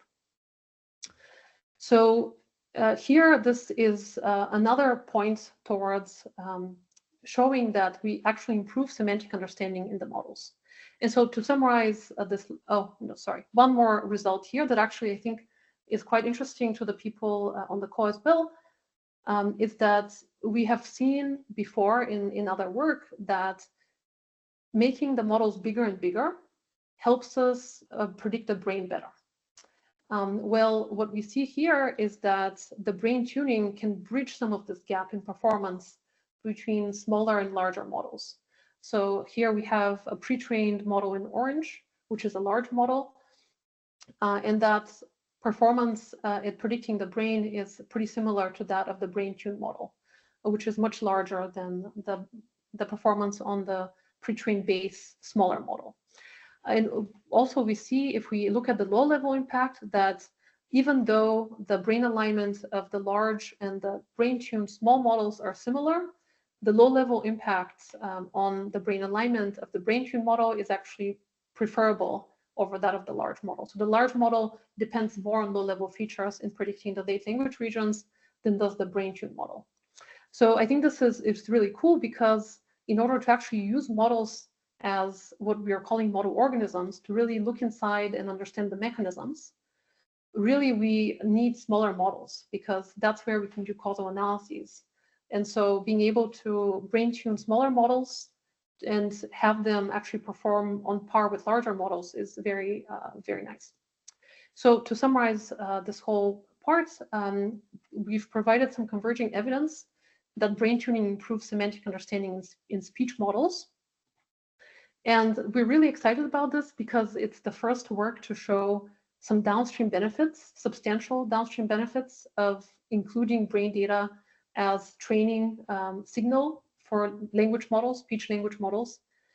And even small amounts of this brain data, so this is less than 1% of the pre-training data, can substantially improve performance on these downstream tasks. And more importantly, I would say we show that we can improve them as model organisms for late language processing during listening, because they rely now more on semantics. And this, again, can allow us to have smaller models that serve as model organisms, because we can do more causal analyses in these smaller models. And so just to finish up here, I wanted to leave you with our long-term goal in our group, which is to improve the alignment between AI systems and human brains. And the reason why we want to do this is that we see how this, we think that it can help us improve language models as model organisms. And also, as we move towards, as a society, towards this human AI collaboration that becomes more the state of affairs in our lives, actually having more alignment in the way we process language between the model and the brain will ensure more efficient and trustworthy collaboration between us and the models. So of course, these are all hypotheses, and there's a lot of work that needs to be done to fully realize the potential of these aligning brains and models.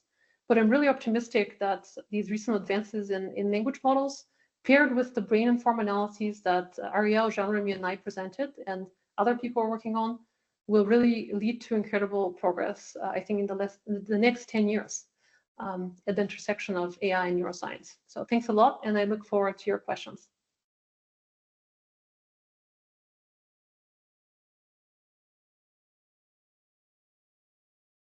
These exciting results, sharing us with your results. I have some quick question about the last part, about the improvement and downstream performance. Can you flash again this slide? I didn't understand what here. So in ASR, I don't see much change, or am I wrong? So the changes between the dark green and the white part. So, but what is significant? What is not significant here? I don't know. Can you tell us? Yeah. Yes, so we will do significance testing. This is a work in progress. It's a preprint, but it's a substantial improvements there. It's considered to be quite large in the machine learning community. I would point out. So just a moment, I'm colorblind. So the left one is the pre-trained model, is it? Mhm. The left bar, I'm sorry, the most left bar is the pre-trained model, right? And the middle one is what? Yeah, so the middle one, I didn't explain this, so this is a great question. So the middle one is a model, it's a baseline that we trained, which is that we replace the brain activity in the training process with the representations from a larger speech model. So this is Whisper. The larger model is a large Whisper model.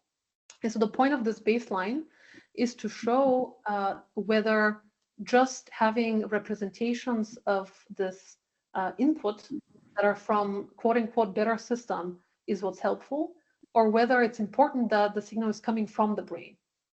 Mm-hmm. And so we expect that having these representations from a bigger language or speech model to be helpful. Still, that's why we see this baseline is mostly helpful. This bar is mostly higher than the white bar. But many times we don't see it actually reach the potential that the brain signal has in improving the pre-trained model. So a related question I have, this is striking the improvement in downstream task, but what I think control would be if you say fine-tune one model with the representation of another model. Mm-hmm. This is exactly what the middle bar is. So the middle bar is fine-tuning the same pre-trained model with representations from a larger model. No, but for the same model, but different, not larger model. You know, the same size, different architecture, maybe different initial conditions. Mm-hmm. Whether it is just the fine-tuning itself with some another representation is sufficient. Yeah. So I would expect us to perform worse than this middle baseline. So because the larger models are usually better at these downstream tasks.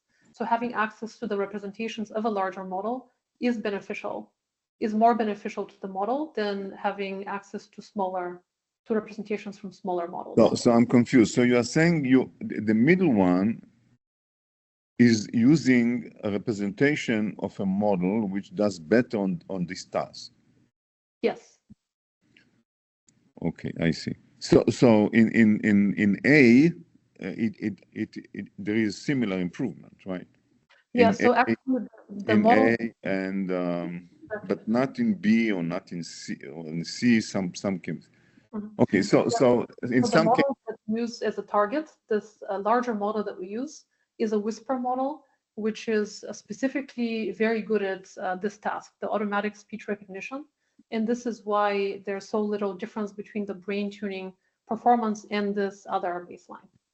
Mm-hmm. Okay. But it's not the case for other tasks. Okay, thanks. I'm sorry, I was a little bit confused. No, great clarification. Yeah, thank you. Okay. Ariel or Jean-Remi, questions to Maryia? Maybe I have one on this slide. So I'm sorry, I'm jumping in an impolite way. Thanks, Maryia. It's really cool work. I must say I'm surprised and impressed by this improvement on downstream tasks. It's not trivial.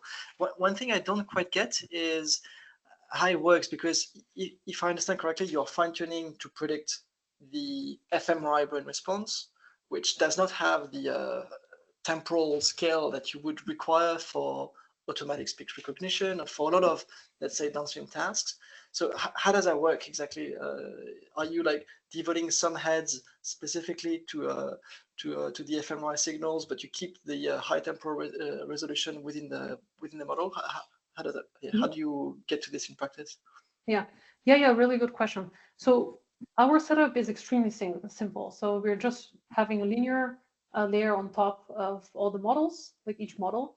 and that's trained with mean squared error to predict the fMRI response. And then when we evaluate on these downstream tasks, this linear layer is disposed, right? So the only point of the linear layer is to propagate the error to the entire model.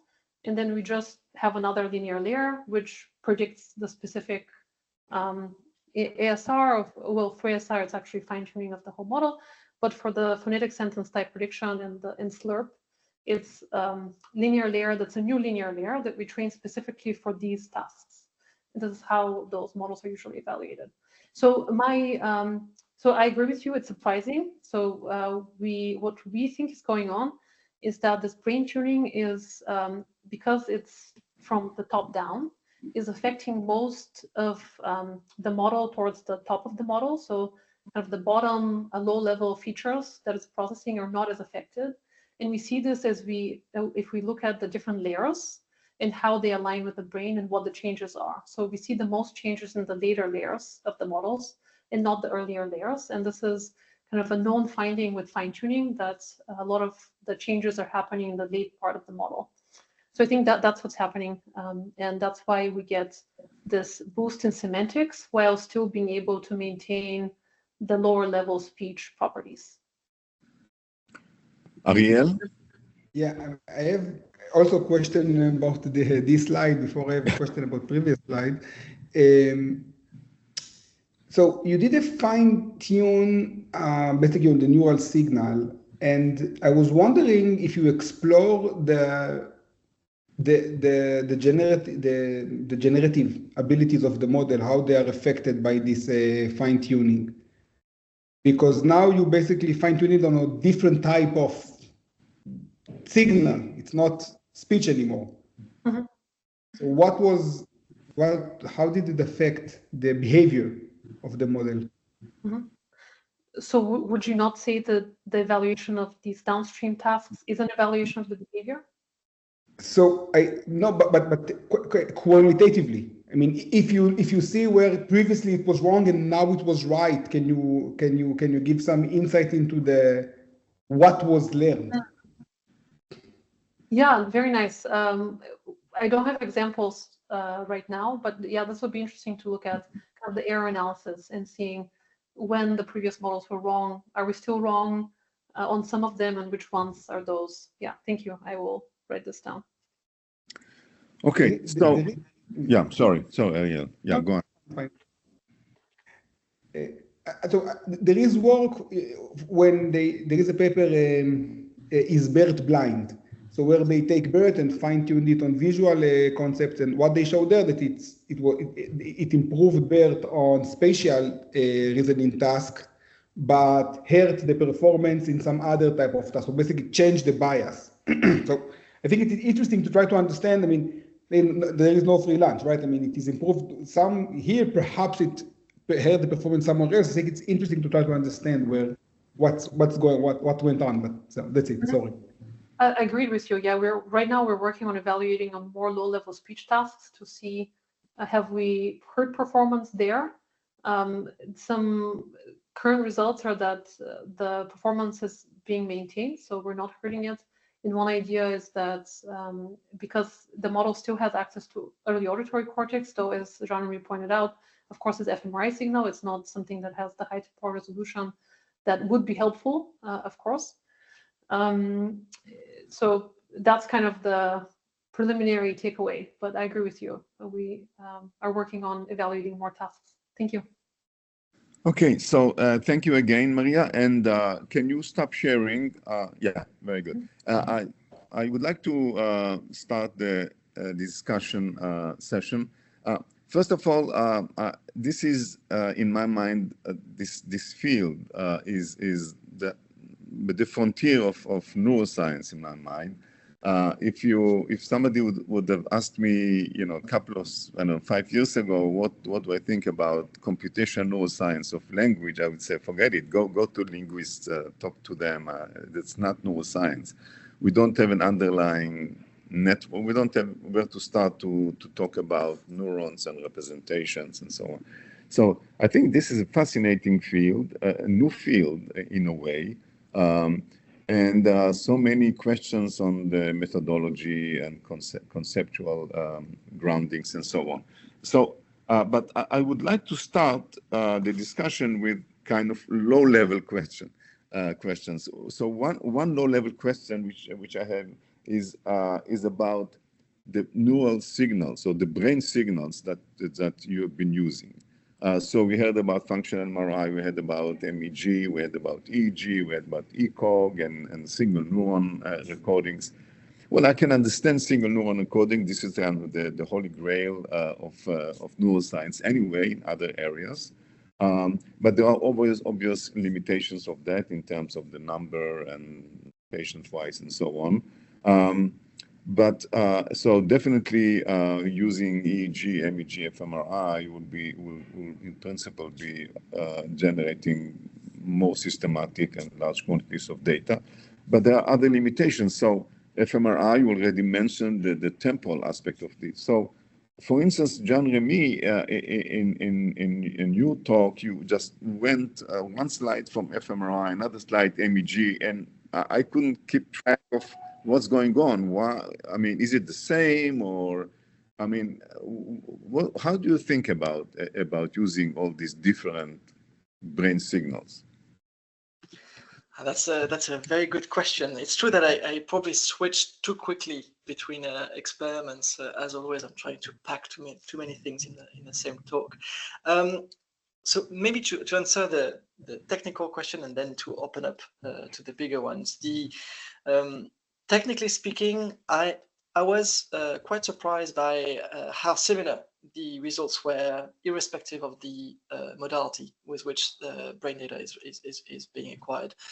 Should it be fMRI, MEG, EEG, but to some extent, even with intracranial recordings, we have worked, for instance, with Yair Lacrette and Standen and Itzhak Fried, where we have multi-unit activity, individual cells, and we can also like focus on the LFP versus the high broadband, and all of this, like it creates a zoo of different responses, but overall, it's remarkably consistent across scales. Like what you tend to find in fMRI is also there with intracranial recordings in the same places. Like you have this huge, for instance, effect within the supratemporal lobe, and this is true perhaps across all modalities. So I think there is a lot of consistency, perhaps against this goes against a bit the skepticism that we had maybe 20-25 years ago on the relationship between these different modalities. Like, is the bold response really correlated with firing rate and this sort of thing? Well, but let me just interrupt. I can see that features that you see in fMRI are reflected also in higher resolution recordings, but the other way around, it's hard for me to see because fMRI loses a lot of temporal structure. So right.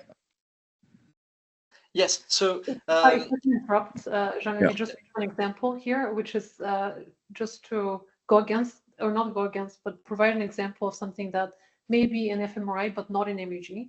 So MEG activity is related to instantaneous firing of a bunch of neurons together, right? So this means that if whatever the neural process that you want to capture is not related to that currently, then you'll not be able to see it with MEG. So for example, if you want to study the maintenance of long-range information, that may be better studied with something like fMRI because of actually the slowness of the response and not the instantaneous change in the MEG response that kind of modality has.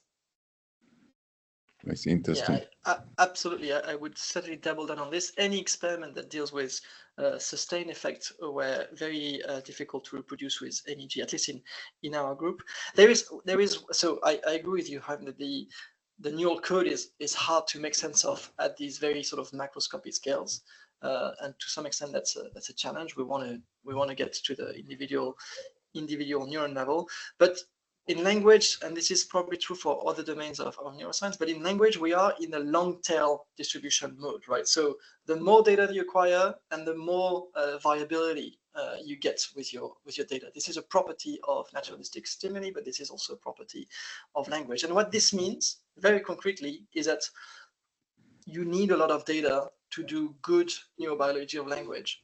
And so that creates a huge issue for the modality of choice, because intracranial recordings are great signal to noise ratio, but they are difficult to scale. If you want individual cells, this is even worse. Like the NeuroPixels studies that have been published, for instance, in Nature, they are based on like 10 minutes of data. Like this is ridiculously small. So it's great because you have individual cells and all this, but thinking that you will be able to scale this to the big questions of language, to me is, I think this certainly creates a challenge, and therefore this sort of emphasizes the legitimacy of fMRI and MEG research, which can scale by just requiring more hours per subject. So Ariel, what is your take on this question? Okay, so I was too surprised. I didn't present it here, but we did work on fine-tuning models and using fMRI to do encoding models, and it was surprising how easy was the transition. Basically, we use the same type of embeddings, the same type of transformation, and the only difference, right, is the pre-processing that we do, which is a known procedures in the field. So, and I somewhat share the notion that that some time scales, the idea of different cognitive processes require different time scales of looking at the signal. So perhaps you gain something from blurriness of the signal using fMRI. But I must say that in ECOG, I don't think that I found a specific effect that I was able to see in fMRI, and I wasn't able to see traces of it on ECOG. I think that what it goes to the suggestions that these high-dimensional representations somehow fundamentally are related to the way that we represent information in the brain.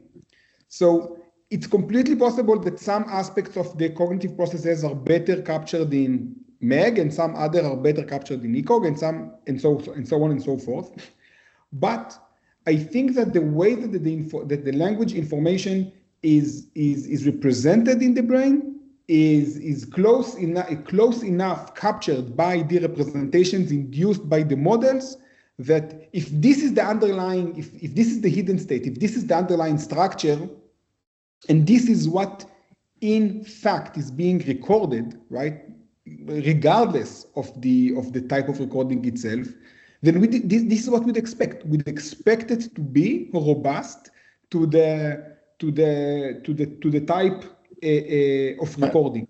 I hear you, and with a natural piety and modesty, but I'm puzzled because you are talking about low-level acoustic features of speech, phonemes, and even words, and you talked about onset and so on and so forth. These are all 100 millisecond or maybe less phenomena, and I have to wrap my head around how do I use a signal which has seconds-long timescales to actually probe this type of fast signals, and I would say fast processing.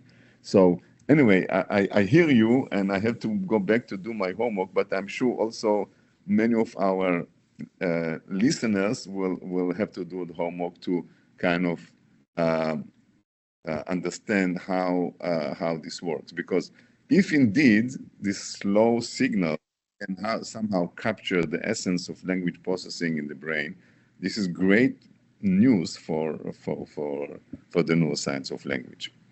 Can perhaps add something here might help our reviewers? I think that this idea of having concrete contextual model, I think that the contextuality here is the key. That we have models that gives a representation to the specific. I understand, but we also discuss and analyze, you in your work also, how, for instance, low-level features affect the representation. So it's not only. But they are also contextual. But what I'm saying is that these are also contextual. Everything is contextual, but it can be contextual on a very fast time scales. So of course. Yeah. So fast time contextual effects should be naturally probed by fast signals. Maybe anyway, if I hear you. You are the experts, and I'm just saying it's, coming from the traditional system neuroscience, it's very surprising result.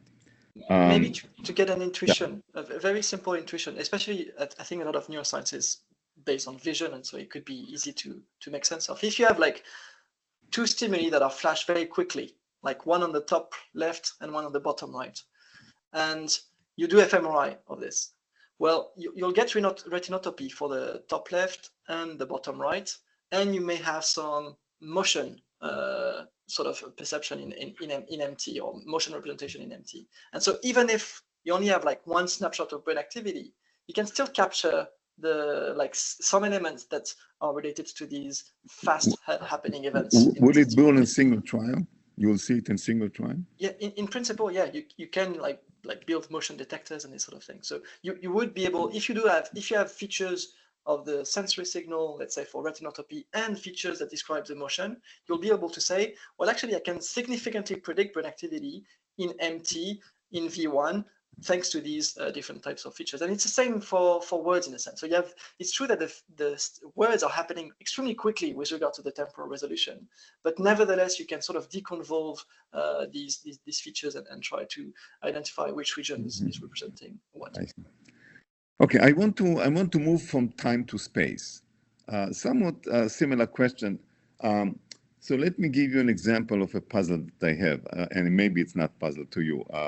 So some results of using maybe multi-unit or local field potential ECOG show that there are different regions in the brain that are specialized or prefer nouns versus adjectives, or nouns versus verbs, and so on. So I guess, again, in traditional neuroscience, where is an important question. Mapping spatial processing information flow in the brain, where things are. Now, how do I predict, or how do I think about this in terms of a language model? Do I expect to look in the language model and to find this kind of spatial segregation, or did you try to do this? So perhaps I can be first to answer. It's a very good question, and people from even large, like from the NLP community, regardless of the neuroscientific community, are looking at it, right? And there is this like line of work they named Bertology, trying to understand what could be decoded from each separate layer and what biases a different layer have. And there is even a lot of debate whether this idea of hierarchy can be applicable to the layers of large language models. So so first of all, it's an open question. There are evidence that some layers have biases to some linguistic aspects, like from lower level features to more semantic level features. And I think that the way I, for now, understand this literature is that, as I said, there are biases. It's not that one layer will be 100% at predicting semantics, and other will be 100% in predicting acoustic or whatever. There will be biases, but it will not be a pure hierarchy. And as I think, we can also see it in the brain.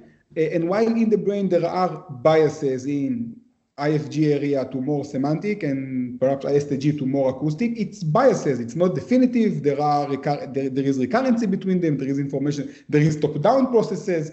So I think we should look at more nuanced representation of language and the process, both in the brain and in the language. I want to say one more thing about this hierarchy in the language models, is that when we look at these specific type of concepts and the specific type of notions, we tend to find them. But there are other ways to try to understand what is happening in the different layers. And there is current work that, again, in this like umbrella of work of interpretability that gives different ways of exploring this hierarchy, and they get different solutions. And I think it goes again to this idea of high-dimensional representation. A lot of information is coded. You can project it on different spaces, and you will get something. So, and the fact that you found it, it doesn't mean that this is all what there is there. Yeah, this is all. I was, by the way, I was particularly impressed by, I think, by Jean-Remi's one of your video clips of, I think it was fMRI, and correct me if I'm wrong, that signal starts, I think this was for text, signal starts at the occipital lobe, and then eventually the entire brain lights up. So, you know, so this is the question: is the brain is one big machine of language processing, or we still can look at who comes before and kind of salvage the idea of modularity and hierarchy.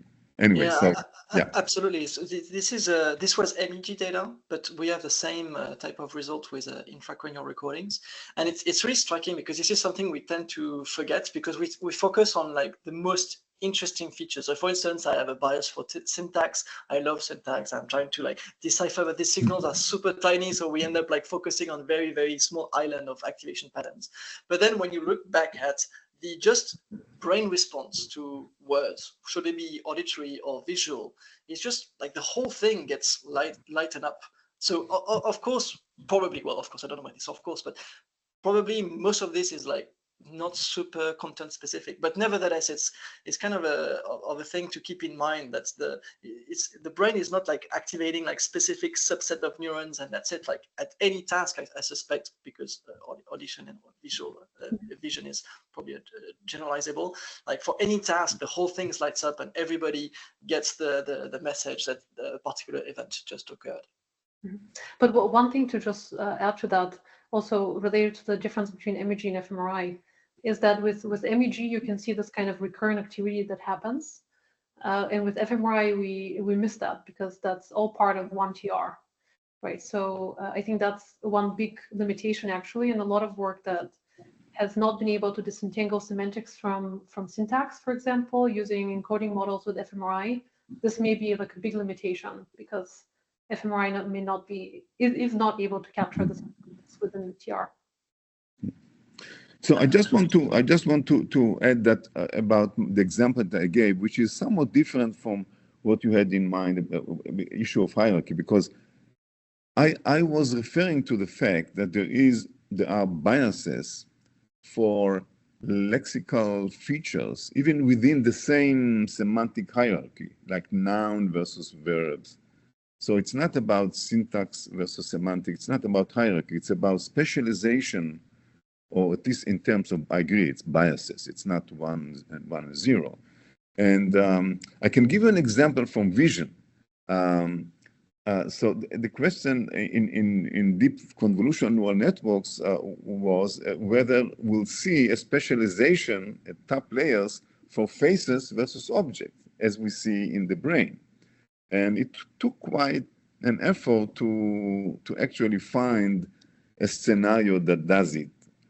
So this to me is another question of spatial localization, not only in terms of hierarchy low to high, but within a level of the hierarchy, there seems to be specialization in the brain, perhaps more than we would naively expect from language models. I think that Alex Hood's work, like preliminary work on speech, which actually I think that Jean-Remi King, you had like a slide of his work on words. So I think that if you talk about, for example, semantic categories, okay, so they are in the same place, but so I think that he showed that words that are semantically related tend to be coded near each other, but again, like it was on all the brain, not simply on. Understand. And my question is there analog in language models that could explain that? Well, one obvious, right, would be that if you look at the embeddings, which are the representation induced by the models, they will cluster, right? Will Embeddings are... Yeah, but cluster spatially. No, not spatially. Okay. The All right. Okay. yeah. Okay. I want to okay. We talked about time and space, and I want to ask to raise the broader question, which already has been raised in your talks, and this is the broader picture of what is the future. Are we using language models as fitting? Are we using it as a model organism, which is even that has a deeper meaning, or as a model for the brain, or I would say even for a new theory of language processing, and in either case, in language model or in brain studies of language processing, to me, what I miss is a conceptual framework. What are we looking at? Is similarity with the brain good enough? Is next token prediction is what language model is about, and that's it. So how we are going to actually come up with a better conceptual framework? What are the interesting questions? Where should we put our effort, etc.? Maryia? Yeah, it's $1 million question, maybe future brain prize. Yeah, it's a really good question. I mean, in my point of view, there's space for many different kinds of work, and we're not yet at the place where we can say that one line will be the line. So we're still sort of towards the beginning of this exploratory stage, and there's some first findings. But the thing that I'm most excited about is looking into the model and understanding what mechanisms are leading to the good behavior and good alignment with brain recordings that we do see. And that doesn't mean that it has to be the same mechanism as in the brain, but at least it's it's a mechanism of one system that's capable of this kind of brain and human-like representations. And then what I'm also thinking about is ways to use the kind of perturbation techniques that I described today to have more control over these mechanisms that we find in the models, and then actually be able to say something about the mechanism in the brain. But of course, I think that's it's not something that we're going to be doing in 6 months. So it's going to take some time to really. Anyway, I understand. So anyway, so your broad course answer is we should look at mechanisms that generate those representations of those performances, and perhaps perturbation method is one way to actually go into the level of mechanisms. Yep. Jean-Remi? That's a big question. So I can say first, as an introduction to my response, that where we're not going. So perhaps this will be a bit challenging, Maryya's talk. So I think what will not happen is that we will not just have a lot of people in the scanner and listen to natural speech, and then Meta and Google and OpenAI will use this data to improve their language model. I think this, because it doesn't scale, right? So even if it's possible on a small scale, eventually this will not be the way. So that means that anything that we can learn will be at the first intuition and mechanistic level, and then we can sort of reverse engineer and try to understand what is the relevant architecture. But I think above all, like where we're going, what is remarkable, in my opinion, is how valid the original question remains. Like the big question of like that has been popularized, for instance, by Noam Chomsky, that's saying, okay, there is a big question, which is only humans can learn language in the sense of compositional communication. And there is a dedicated neural circuitry. Before, we only had like very vague tools to work with, like either from linguistics or from hardware psychology, or we have some gross idea of which area is being involved. Whereas now we have very precise models that make clear predictions about how language or how words can be combined in order to make sense of them. And that's really changing the thing, because the question is now operationalizable. We can test things and try to really get to a precise neurobiologically plausible model of language, and try to understand what is the neural code, for instance, for composition and for combining words together. So I'm really optimistic about what's going to happen there, because the question is clearly identified and now the tool is being built. But I want to, but that's my question. You're talking about neurobiology theory of language, and what is the theory of language in neurobiology? I mean, what are the questions that an answer to them will be a satisfactory answer to build a theory of neurobiology of language? So the a few things. So I think you have a question about the code. Like, is there a universal code of language? After all, when you think about it, you hear a sentence. This is the very first time you hear the sentence. You need to create a pattern of neural activity such that your hippocampus can use it for memory, that the prefrontal cortex can use it for planning, the visual cortex can use it for imagination. So somehow this code has to be generic across cognition. So it's a compositional code. And the fact is that we don't understand the geometry of that code. And I think now we have the tool to understand that geometry. And I think this is going to come in a few years. We don't have to wait for a decade for this. Then there is the question of the acquisition of language. What kind of architecture, what kind of learning objective leads a neural network to efficiently acquire this code in the first place? In the brain, you mean in the brain? Yeah, when we learn language. Absolutely. And this is translatable to AI. Like, you want this architecture and this learning function to be as efficient as possible in order to acquire language with a very sparse amount of data. So these are big questions. The first one is, I think, interpretability is mainly useful for neuroscience. A lot of the AI world doesn't care about interpretability. But the second question is relevant for both. We want to understand how to get to that level of efficiency for fundamental research purposes, but also for the industry. Okay, so I'll take, we talked about mechanisms. You're talking about nature. Yeah, just a moment. Nature of the, I'm collecting answers. Nature of the representation of the universality of multimodal representation of language and the acquisition, the process of learning. Okay, Ariel. So I think that we need to come to grapple with something, right? I mean, as we saw earlier, the bigger the model are, the better they do perform, the better they perform on different tasks, on language tasks, the better they correlate with the brain. And there is a problem here, because these models get better and bigger, much bigger than what we want them to be valid explanation. But the bigger they become, the better they explain the brain.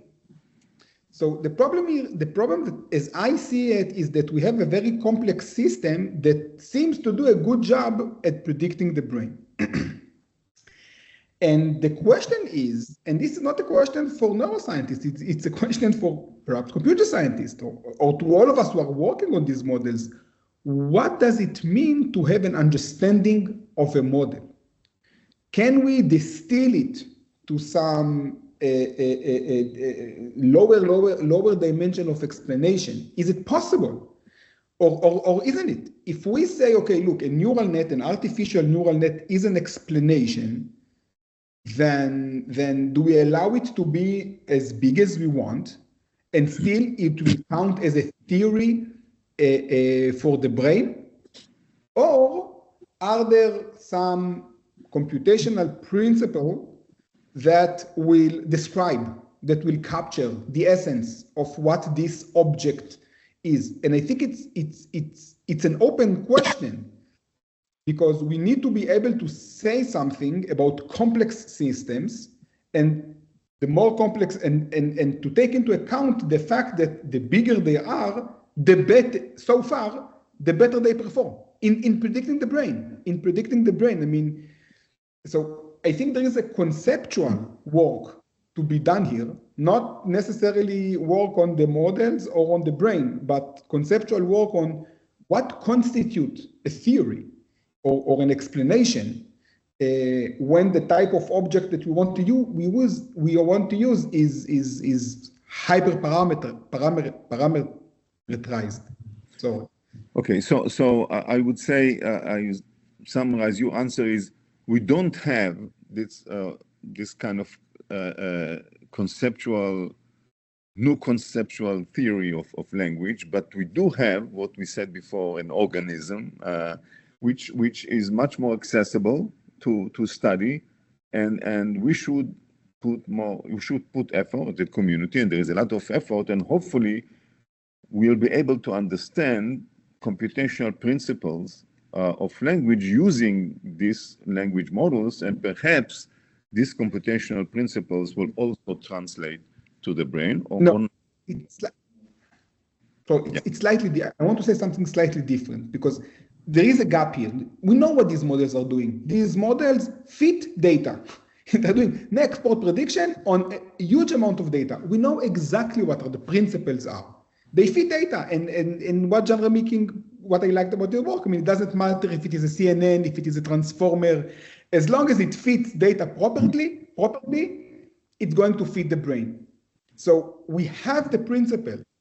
The question is, what can we say about the materialization of the result of this process? And this is where we struggle. I think that we have a very good grasp of the principles. No, not materialized. Yeah, I beg to differ. I mean, there is a huge effort in AI to improve interpretability of language models. So that's next token prediction is not the principle. It is the objective used for training, but it's not the principle. It's not, it's maybe part of the principle, but it's not. It's just a way to generate good representation, which is fantastic for many, many tasks which are not next token predictions. So I think, I really think that with a better understanding or better interpretability of language model, beyond the fact that they do next token prediction, we might gain some insight which give us better ideas about the brain as well. But I may be absolutely. Yeah. With this, I absolutely agree. Once we better understand these creatures, but what I'm saying, understanding these creatures, it has nothing to do with understanding the relation to the, or not necessarily has to do something with the relation to the brain. It's about the models. Sure. But our understanding might give us tentative hypotheses about what are the underlying principles in language processing in the brain, or we might discover that there are discrepancies, which is also important. Absolutely. Yeah. I think the Jean-Remi King wants to say something. Yeah, Jean-Remi. If Maryia, you want to say something, I don't want to take too much of the discussion. Just agreeing with Haim. I agree. Objective is different from computation. Yeah. I wanted to. So I also agree, but I also wanted to add something on top, which is that there is an order in the epistemology here. So sure, if we could understand, that would be better, right? But there is a tension. It's not just in neuroscience, of course, but it's in the whole fields of all the fields of data science, where some people just want the model to work, and some people want to understand what's going on. The thing is that interpretation of a bad model is very difficult to track, in a sense. Like, you can come up with a theory, and then great, you interpret your theory, but if it's not useful for predicting data, then it's basically without any value. So you first need to have a good model for then being legitimate on trying to like demonstrate how it works. If you try to understand how it works, but it doesn't work, then it's kind of useless. So there is an order in the epistemology of the research, but of course everybody would like to understand and understand the circuitry and the mechanisms in a way which would make sense to our cognition. Okay, thank you. Maryia, you want to add? Okay, so so thank you all. Before we close, I would like to ask you if you have bright students that are looking for postdoc in this field on the computational side, please send them to me, because I'm interested in this field. I'm interested as computational neuroscientist, and I would love to have young, bright researchers that have experience that were trained by you. So please tell them to write to me. Okay. Thank you all. Thank you very much. Fascinating topic, fascinating lectures, and have a good day.